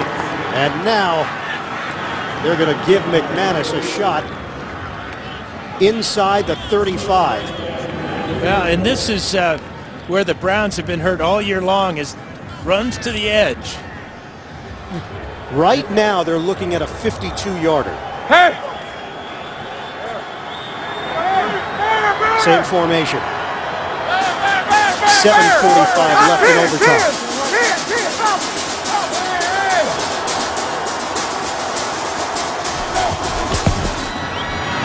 Anderson slicing. Anderson still going inside the 25. And Denver getting it done on the ground, something they haven't been able to do consistently this season. They're doing it at the right time. Yeah, the blocking on the left side. Ryan Harris playing left tackle, and Owen Daniels lining up next to him at the tight end position. They're wearing out the right side of the Browns defense. And Dan, right now it would be a 41-yard attempt if they don't gain any more yards on this drive. They keep running it effectively, though. Anderson hit from behind, and he's brought down at the 20. It's a 3-yard pickup. And you wonder if Kubiak has talked to Brandon McManus and asked him, which hash mark would you like to kick the ball from, or would you like it right in the middle? Because I would not risk many more plays.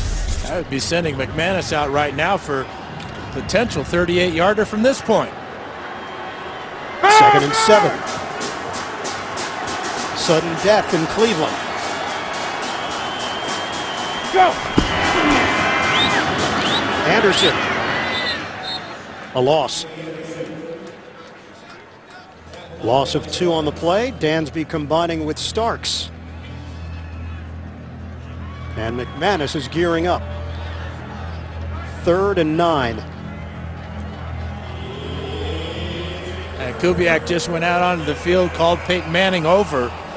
And I'm sure this is going to be a position play here to get McManus where he wants the ball.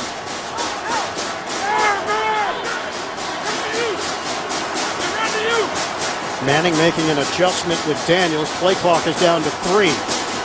It's down to 2. And a timeout call. Denver has used its final timeout. And I really don't understand why they're just not bringing out the field goal team and ending this game.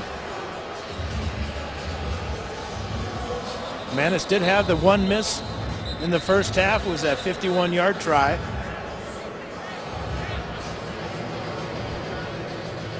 So a couple more practice kicks for McManus.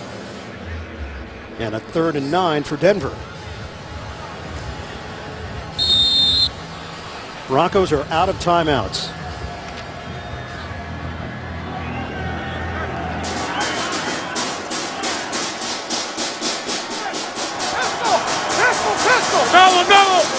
Denver facing a 3rd and 9. Go! Fake it to Anderson. Manning throwing. On the move, he connects with Daniels. And he's hit at the 15-yard line. They'll mark him short of it.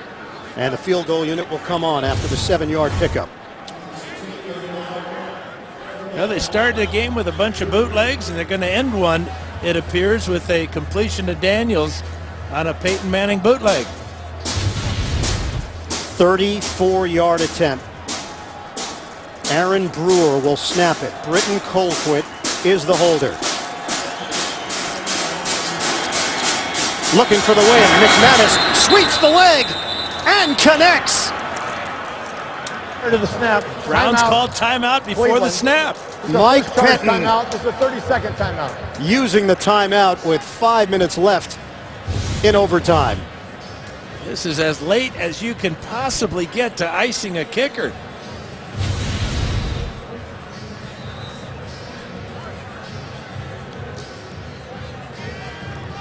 So McManus will have to go through the whole process again.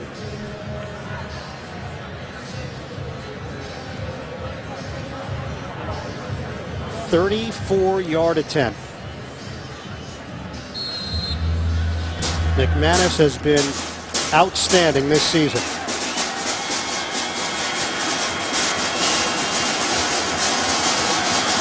Looking to get out of here with a W. McManus, he knocks it through. The Denver Broncos have defeated the Cleveland Browns.